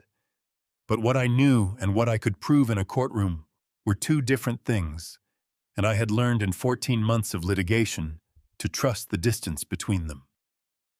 Then Mitchell stood. "Your Honor, the plaintiff wishes to call a rebuttal witness." A pause, brief, precise. Dr. Carol Fenwick, certified forensic document examiner based in Spokane. Warren Aldrich rose halfway from his chair, the motion of a man who has just understood that something he did not anticipate is about to happen. "Objection, Your Honor." The plaintiff had no advance notice of the need for a rebuttal expert, and this witness was not disclosed in. "The plaintiff had no advance notice of this document either, Mr. Aldrich," Judge Ostrander said. She had the tone of a woman who had been on this bench long enough to recognize the specific variety of objection that is really just a request to be allowed to get away with something. She looked at Mitchell. "The witness is permitted. Proceed." Dr. Carol Fenwick had spent 27 years examining questioned documents for the Washington State Patrol, the Spokane County Sheriff's Office, and private legal clients across the Pacific Northwest. She was a small, precise woman in her early 60s, with close-cropped gray hair and the economical movements of someone who did not waste effort on anything that did not require it. She took the stand with the ease of a person who had testified many times before and found it neither exciting nor frightening, simply a task that required accuracy and would receive it. She identified her credentials without elaboration. She accepted the forged will when Mitchell handed it to her. She examined it for 90 seconds, not quickly, not theatrically, but with the steady, professional attention of someone whose opinion is going to cost someone a great deal of money and who intends to earn it. Then she set the document on the railing and looked up. "Can you describe what you observe?" Mitchell asked. "Several things," Dr. Fenwick said.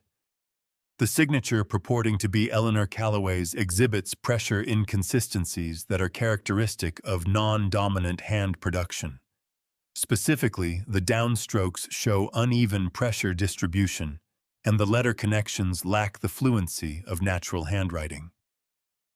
Eleanor Callaway was right-handed throughout her life. Her authentic signature, which I have examined in comparison documents, shows the characteristic right-hand pressure patterns. This signature was produced with the left hand. She turned the document slightly, holding it so the jury could see the page orientation she was referencing. Additionally, the notary seal on page 3 bears a registration number. I verified that number this morning through the Washington State Department of Licensing Notary database. She paused. The notary whose registration number and seal appear on this document ceased active practice in 2012. This document is dated 2015, 3 years after that notary retired. The courtroom did not respond loudly.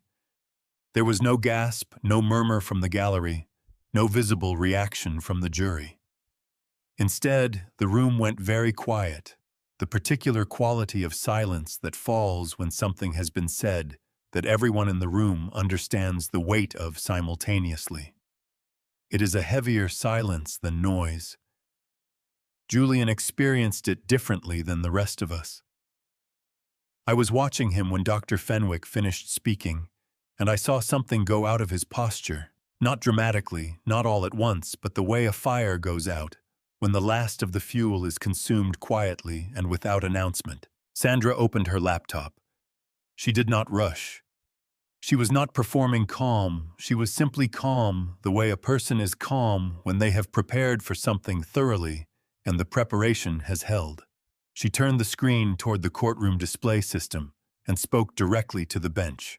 Your Honor, the plaintiff moves to introduce Eleanor Callaway's last will and testament, the authentic document notarized in Chelan County on March 12, 2018, by notary Margaret Elise Pruitt, registration number, current verified this morning, license in good standing. The document appeared on the screen, Eleanor's handwriting at the top of the first page, the same small, precise, right-leaning script that Lucas had been reading in the leather notebook for a year, that I had watched her produce 10,000 times at that kitchen table, that I would have recognized in a room full of documents without being told which one was hers. The will was 4 pages. Arthur Callaway, sole beneficiary for his lifetime. After Arthur, the property to be divided equally between Sandra Callaway Pierce and the Eleanor Callaway Agricultural Conservation Fund, to be established at Arthur's direction and in accordance with his wishes. Julian's name did not appear anywhere in the document. Not once. Judge Ostrander read both documents on the bench. The courtroom waited. She removed her glasses, set them down, and looked at Julian with an expression that contained neither sympathy nor the performance of sympathy, simply the direct, clear-eyed attention of a judge who has seen a great deal and is not going to pretend otherwise. Mr. Aldrich, she said, I am referring this matter to the Chelan County Prosecutor's Office for investigation of document forgery under Washington. Revised Code 9.60.020. The jury will disregard the document introduced by the defense this morning in its entirety and will draw no inference from its introduction. She replaced her glasses with the deliberate motion of someone closing a chapter. We will recess until tomorrow morning, 9 o'clock. Julian did not move when Judge Ostrander left the bench. He did not move when Aldrich leaned close and spoke to him in a low voice, and he did not visibly respond to whatever Aldrich said. He sat at the defense table with his hands folded in his lap and his eyes on the surface of the wood in front of him, and the courtroom emptied around him, the way water empties around a rock, moving past without moving it. I stood. I gathered my jacket from the back of the chair. I put the USDA tag back in my breast pocket, settled it against my sternum where it lived. Then I looked at my son. Not with anger. Anger had been available to me for 14 months, and I had used very little of it, because Eleanor had not been an angry woman, and I had been married to her long enough to understand that anger is the least efficient tool available to a person who actually wants to accomplish something, not with satisfaction. Julian was 44 years old, and he had just watched the last viable strategy in his legal arsenal collapse in a courtroom in Wenatchee, Washington, And whatever he was feeling in that moment was not something I could be satisfied by. With exhaustion, and with the particular grief that belongs to fathers who have watched their children make choices that cannot be unmade, and with something I did not have a clean name for the feeling of a man who has finally been permitted to set down something very heavy after a very long time of carrying it. I walked out of the courtroom with Sandra on my left and Mitchell on my right, into the corridor, and then through the main doors into the October afternoon in Wenatchee, and none of us spoke until we reached the parking lot, because some things need open air before they can be said, and some things need a moment of not being said at all before they find their proper shape. I had not told Diane what to say. That was the first thing Mitchell established when he called her to the stand on the morning of the third day before Warren Aldrich could raise the question in the jury's mind.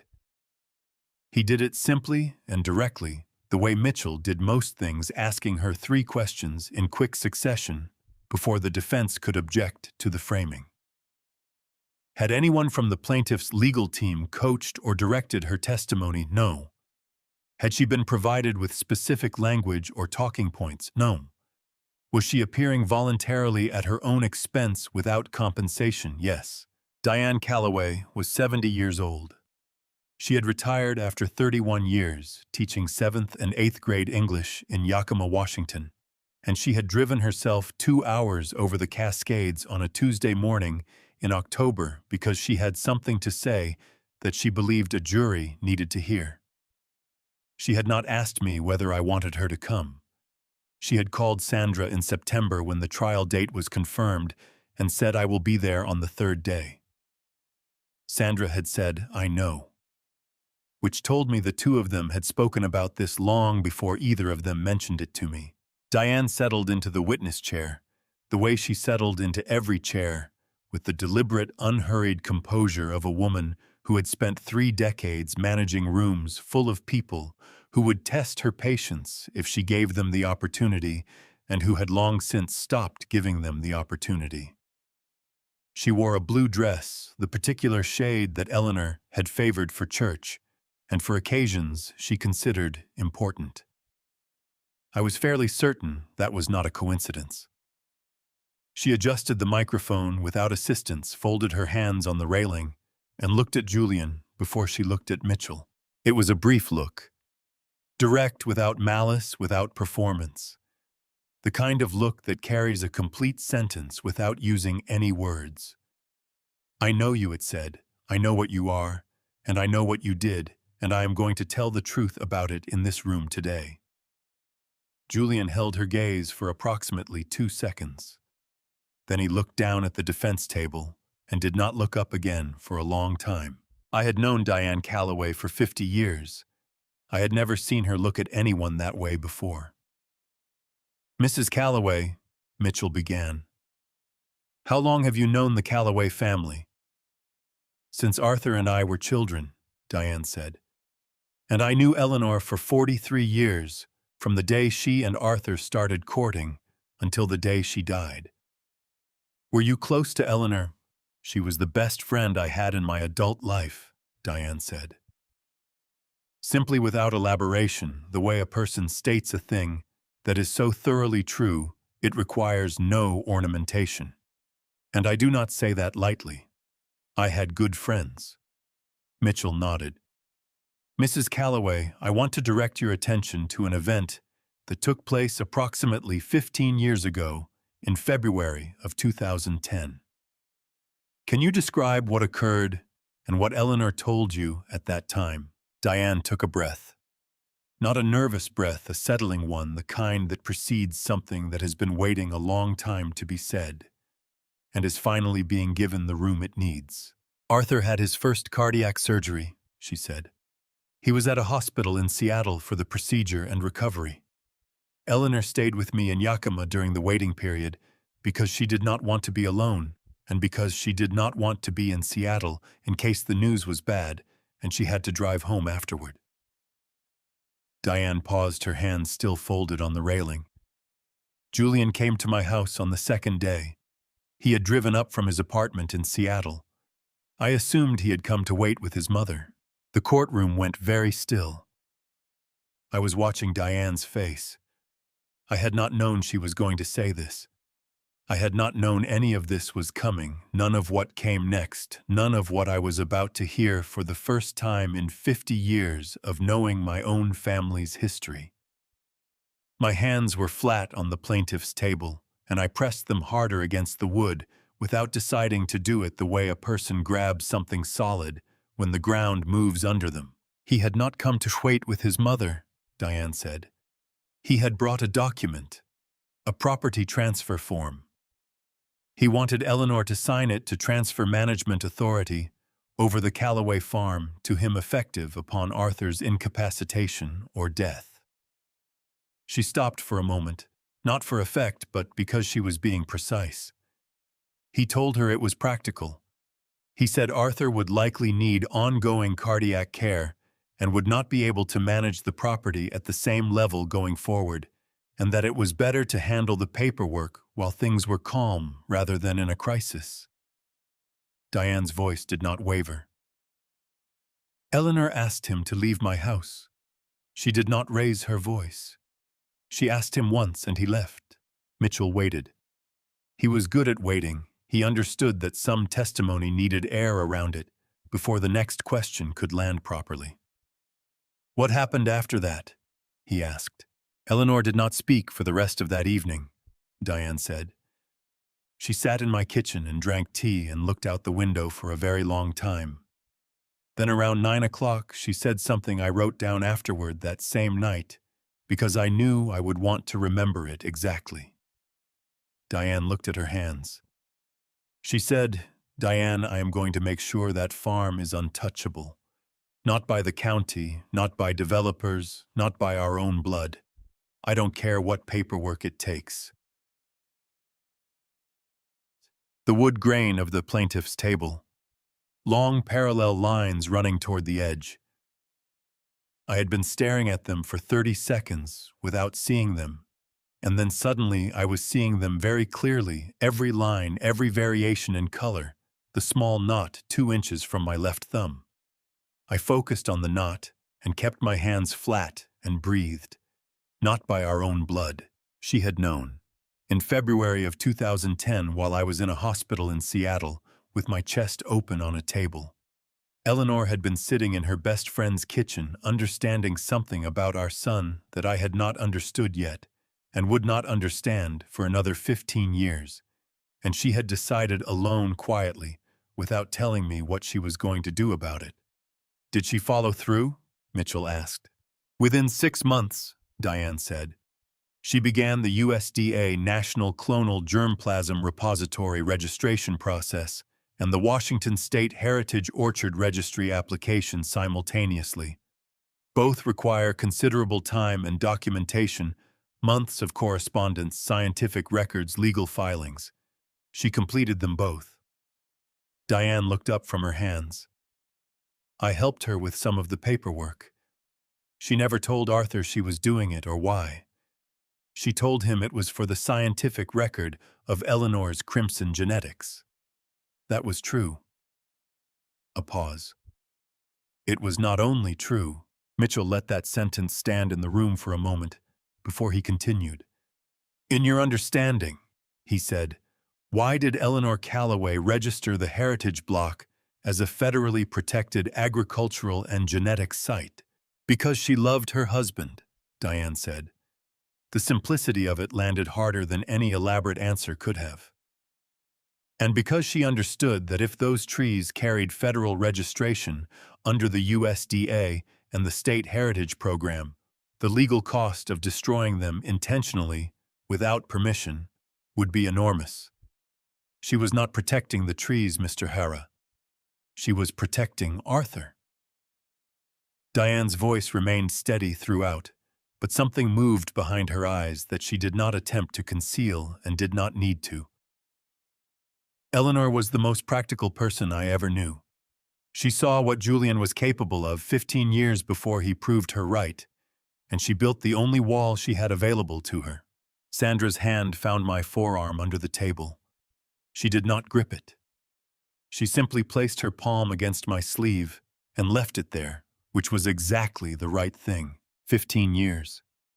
She had seen it 15 years before it happened, and she had spent those 15 years quietly, methodically, without drama or complaint, building a legal structure around everything she loved. She had stamped federal identification tags onto every tree with her own hands. She had filed 400 pages of botanical records with government agencies. She had signed her name to registration documents and heritage program applications and conservation declarations, all of it designed to do one specific thing: make it as legally catastrophic as possible for anyone, including our own son, to take what we had built. And she had never told me, because she had not wanted me to know what Julian was capable of. Because she had wanted to protect me from that the same way she had protected everything else. I pressed my hand flat against the knot in the wood and felt the grain of it against my palm, and thought about Eleanor in 2010, sitting at Diane's kitchen table in Yakima, with a cup of tea she was not drinking, watching the dark outside the window, deciding. Warren Aldrich's cross-examination lasted 9 minutes. He questioned the reliability of a 15-year-old memory. He suggested Eleanor's motivations for the USDIA registration might have been purely scientific rather than protective. He implied that Diane's interpretation of Eleanor's intentions was subjective. Diane answered each question with the patient, unhurried precision of a retired schoolteacher who had spent 31 years hearing every variety of argument a 13-year-old could construct, and was not any more impressed by a Seattle attorney than she had been by the most creative of them. When Aldrich sat down, Mitchell rose for redirect. One question. Mrs. Calloway, in the 15 years between that evening in your kitchen and Eleanor's death, did she ever express regret about her decision to register the heritage block? Diane considered this with genuine care, as though she was reviewing her own memory rather than performing reflection, checking the record of 43 years of friendship for an accurate answer. No, she said. She told me once about 2 years before she died that she slept better knowing it was done. A small pause. She said Arthur would never have to fight Julian alone. She had been right about that too, just not in the way either of them had imagined. The fourth day began differently than the first 3. There were no motions, no preliminary skirmishes between counsel. Warren Aldrich sat at the defense table with his hands folded and the particular stillness of a man who has run out of procedural options and knows it. Julian sat beside him in the same charcoal suit which he had now worn for 4 consecutive days and which had begun to look the way a man looks when he has been sleeping badly, in the same clothes, not disheveled, but diminished somehow, as though the fabric had absorbed something from the person inside it. Mitchell rose at 9:03. Your Honor, the plaintiff has one final witness. Before I call him, I want to address the court directly. He paused.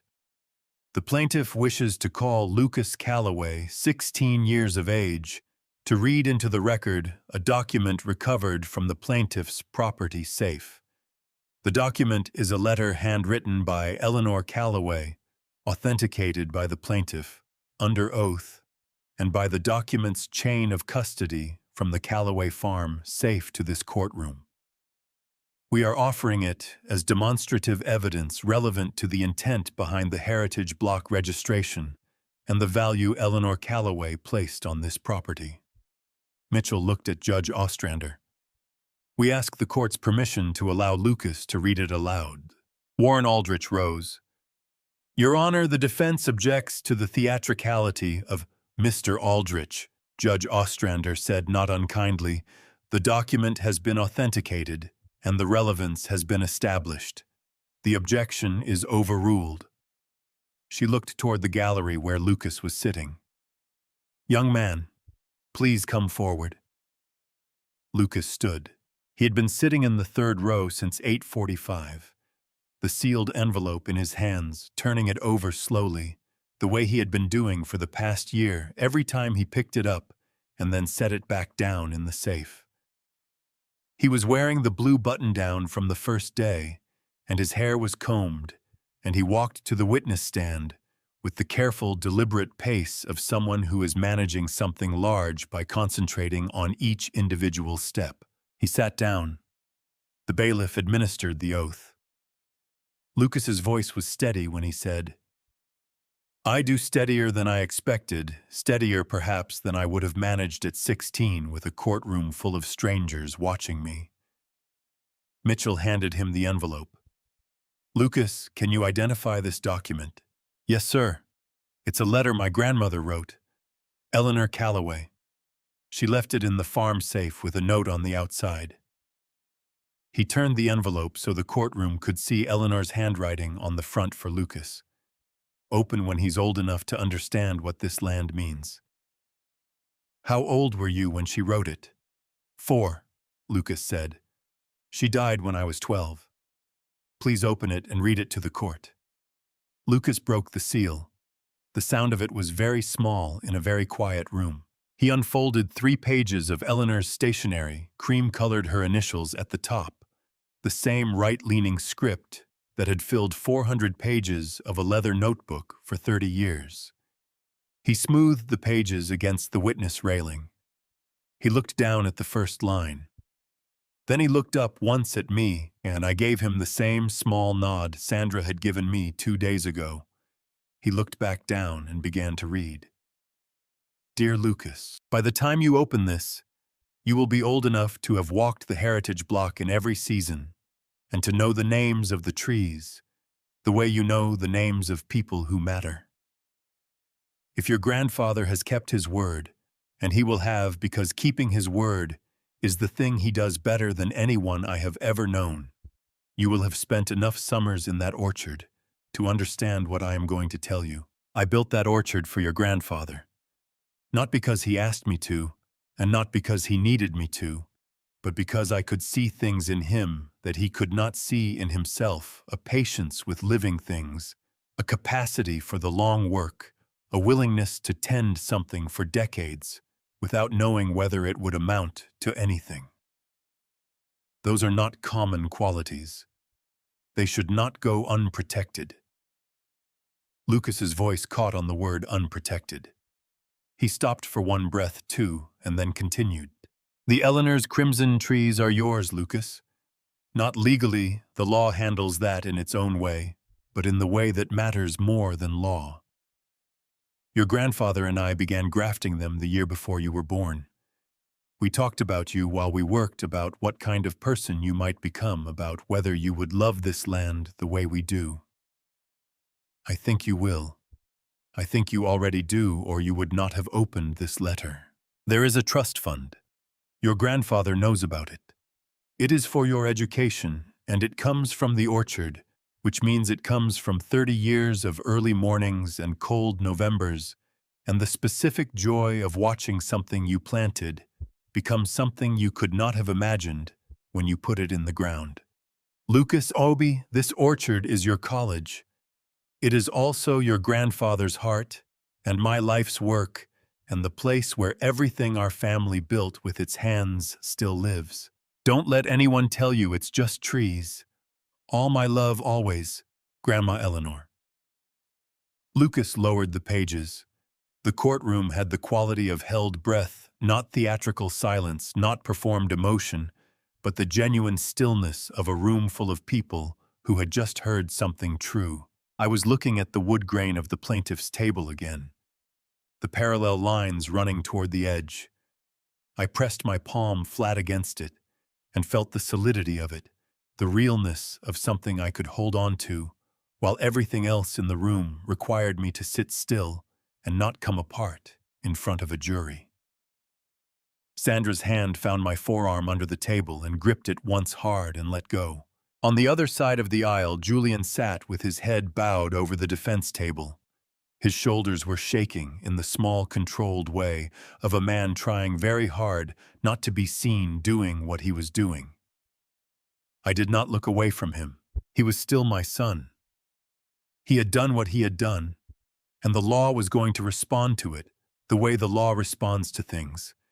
And none of that changed what he was to me, or what I was to him, or the fact that somewhere inside the man in the diminished charcoal suit was the 9-year-old boy who had run through Eleanor's orchard laughing while she chased him through the young trees on a September afternoon 35 years ago. Judge Ostrander waited a full 30 seconds before she spoke. "Thank you, Lucas," she said. Her voice was entirely professional. "You may step down. Court will recess for lunch. Closing arguments at 1:30. The jury went out at 2:19 in the afternoon. Mitchell had told me in the measured way he told me everything, that a fast verdict in a civil case was generally favorable to the plaintiff, that juries who deliberate for days are juries working through doubt, and that the evidence in this case had not left much room for doubt. I had nodded and said I understood, and then I had gone to the men's room and stood at the sink with cold water running over my wrists for 3 minutes, because my hands would not stop trembling, and I did not want anyone to see them. We waited in the corridor outside courtroom 2, Mitchell, Sandra, Lucas, and I. Sandra had brought coffee from the cart in the lobby. Nobody drank very much of it. Lucas sat with his back against the wall and his knees on his pulled up, turning his phone over in his hands without looking at the screen. He had not said much since stepping down from the witness stand that morning, and I had not pressed him. Some things a person needs to carry quietly for a while before they can put them down. I sat beside him, and we watched the afternoon light move across the courthouse floor. At 5:47, the bailiff opened the courtroom door and told us the jury had reached a verdict. The walk back into the courtroom took less than 2 minutes. It felt longer. Julian was already at the defense table. When we entered, he had been waiting in a conference room down the hall, Warren Aldrich beside him, both of them rising when Judge Ostrander entered. Julian's face had the particular blankness of someone who has exhausted his expressions and is now simply waiting for what comes next. The foreperson was the woman from the second seat, the one who had been taking notes since Gary Tompkins's testimony on the first day. She was a heavy-set woman in her late 40s with reading glasses pushed up on her forehead, and she held the verdict form with both hands. Judge Ostrander spoke to the jury. The standard language, had they reached a unanimous verdict, was this verdict their own free and voluntary act? Yes and yes. She asked the foreperson to read. "We, the jury, find in favor of the plaintiff Arthur Calloway on all counts." The foreperson's voice was clear and unhurried. "We find the defendant, Julian Calloway, liable for willful timber trespass under Washington Revised Code 64.12.030. We find the actual damages to be $4,800,000. Mitchell placed his hand briefly on my forearm. Judge Ostrander spoke again. "The jury, having found willful timber trespass under RCW 64.12.030, the statute requires this court to apply the treble damages multiplier. Actual damages of $4,800,000 are hereby trebled." She looked down at the bench, then up. "Judgment is entered against the defendant, Julian Calloway, in the amount of $14,400,000, plus plaintiff's attorney's fees, to be determined by separate motion." The courtroom was not dramatic about it. There was no audible reaction from the gallery, no outburst, no moment of movie-style catharsis. The number landed in the room and sat there specific and irrevocable the way large, true things do. The weight of what she had built finally measured in the only language the law speaks fluently. I did not feel what I expected to feel. I had imagined in the long months of waiting that this moment would carry something cleaner, relief perhaps, or the satisfaction of a thing completed. Instead, I felt the particular exhaustion of someone who has been holding something very heavy for a very long time and has just been permitted to set it down. Not joy, not triumph, just the absence of the weight. Sandra was crying quietly beside me, not bothering to hide it. Lucas put his arm around my shoulders. Warren Aldrich was already on his feet with a motion for post-trial relief that Judge Ostrander received and set for briefing without comment. Julian had not moved. He sat at the defense table with his hands in his lap and his eyes on the surface of the table, and I watched him for a moment before I gathered my jacket and stood. In the corridor outside, Mitchell shook my hand and said what lawyers say when cases end well, and Sandra hugged him, which surprised him, and Lucas thanked him in the serious, direct way he had, which did not surprise him at all. We were moving toward the exit when Julian came through the courtroom door. He had left Aldrich behind. He was alone, and he walked toward me with the careful, deliberate pace of someone who has decided to do something difficult and is not going to allow himself to stop before he does it. I stopped walking. Sandra and Lucas stopped a step behind me. Julian stopped 3 feet away. Up close in the corridor light, he looked his age for the first time I could remember, not the polished, controlled version of himself he had maintained through 4 days of trial, but just a 44-year-old man who had done something that could not be undone and was standing in the wreckage of it. "Dad," he said. His voice was rough at the edges, the way voices get when they have been held too carefully for too long. He stopped. Whatever he had prepared to say had not survived the walk from the courtroom to the corridor, and what was left was not a sentence. I looked at my son for a long moment. "I know," I said. It was not forgiveness. It was not absolution. It was the acknowledgement that I had known him for 44 years, had held him as an infant in this same hands that had pruned Eleanor's trees for 4 decades, and that what he had done and what he was to me existed in the same man simultaneously, the way grief and love always do, inseparable and permanent. I put my hand on his shoulder once, one firm pressure, the way a man touches his son when words have stopped being adequate, and then I walked past him toward the Wenatchee afternoon, with Sandra on my left and Lucas on my right, and the USDAO tag warm in my breast pocket against my sternum, and 14 months of waiting finally irrevocably behind me. November in the Wenatchee Valley smells like cold earth and the last of the fallen apples fermenting in the grass, and underneath both of those things, if you know what you are looking for, the particular clean smell of turned soil waiting to receive something new. I have always loved November here. Eleanor did not. She called it the month that reminds you what you lost, but I told her every year that you cannot have a March without a November, and she would say that was the kind of thing a man says when he has not spent enough time thinking about February. It was an old argument. We had it for 31 years. I would give a great deal to have it one more time. The bank's disposition of Callaway Prime Development's assets was completed in the first week of November. The 127 acres Julian had acquired on leverage around the Callaway property, purchased at inflated development prices, now distressed and carrying the weight of a $14 million judgment, went to auction through the bankruptcy trustee. Mitchell had positioned us carefully in the weeks following the verdict. The judgment gave us a senior lien position on Julian's assets. We did not pay market price for those 127 acres. We paid what a distressed asset commands when the primary creditor is also the buyer. I signed the deed transfer on a Tuesday morning in Mitchell's office in the same brick building on Wenatchee Avenue above the farm supply store. Mitchell handed me the pen, and I signed my name where he indicated, and then I sat for a moment looking at the document. 175 acres total. The original 48 and the surrounding 127.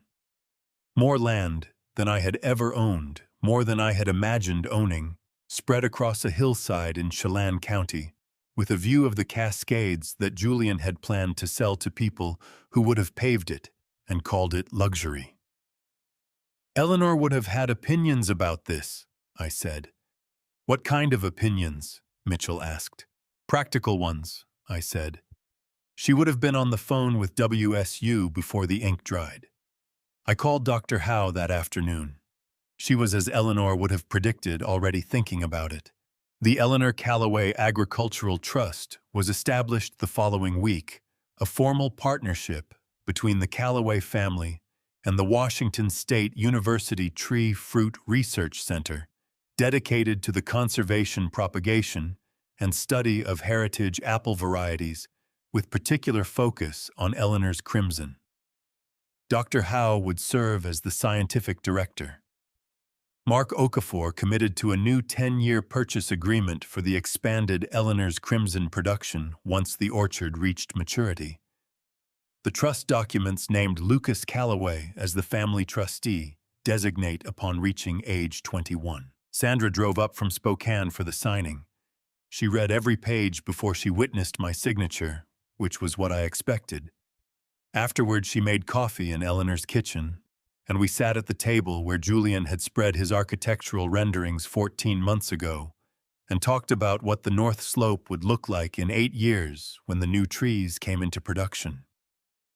The civil settlement with Julian took another 2 weeks to negotiate.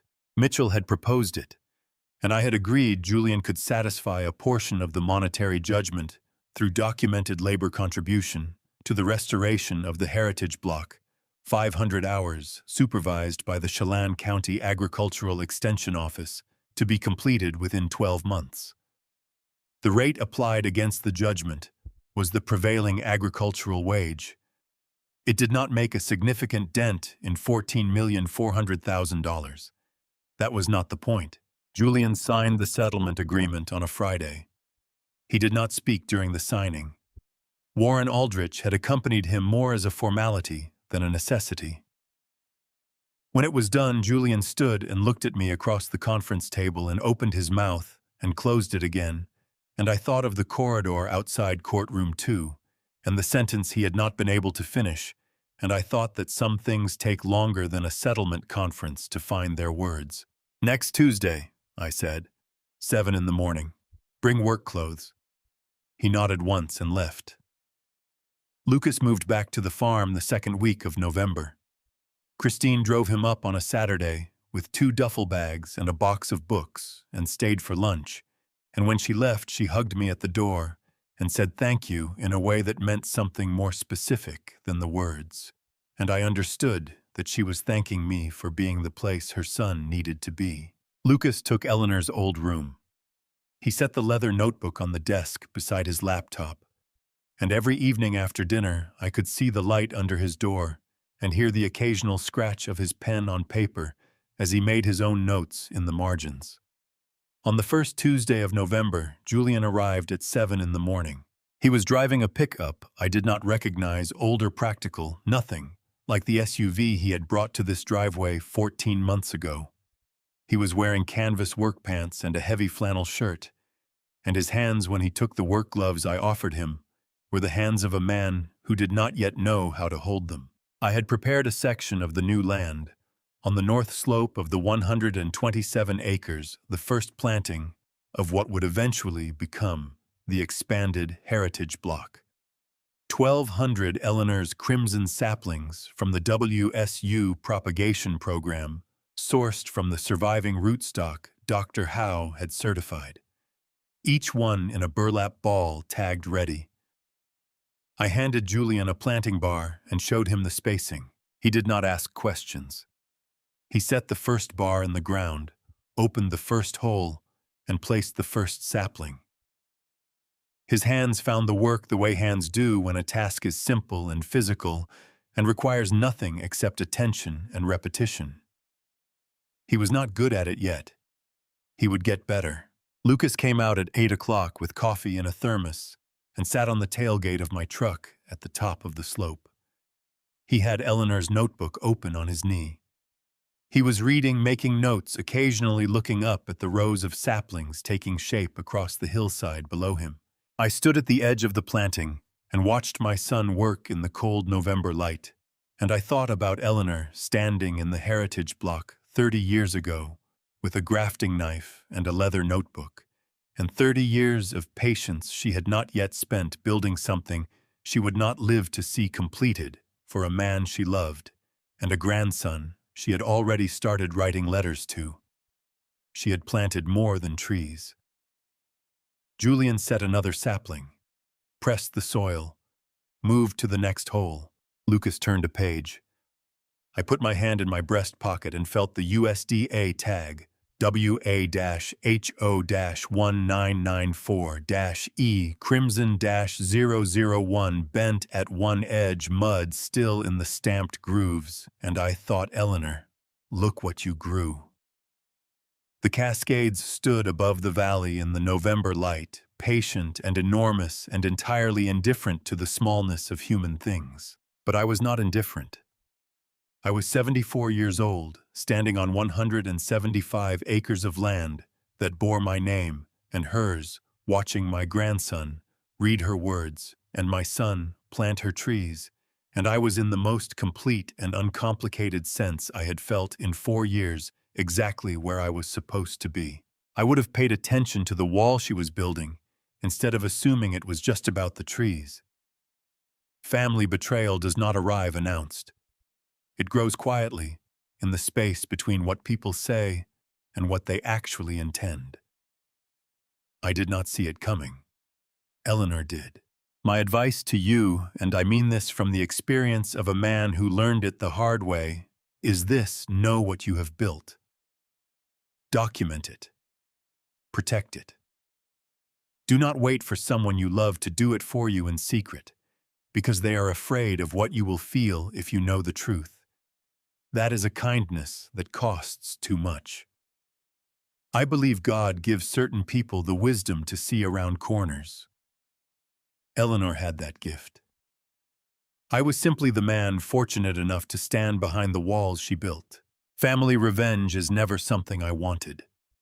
What I wanted was justice for Eleanor's work, for Lucas's future, for the 30 years of early mornings that deserved better than a bulldozer and a check for $15,000. Family betrayal leaves marks that money cannot erase, but it can sometimes be answered. Family, revenge, family betrayal, these are not stories that happen to other people. They happen at kitchen tables in farmhouse driveways on Tuesday mornings when you least expect them. If this story moved something in you, leave a comment below and tell me what you felt. Share it with someone who needs to hear it. And if you believe that the truth, even when it is difficult, is worth telling, subscribe and stay with us. Thank you for listening all the way to the end. The stories ahead contain some fictionalized elements crafted for the purpose of exploring the deeper truths of family loyalty and the cost of greed. If that is not what you are looking for today, we understand. Choose whatever brings you peace.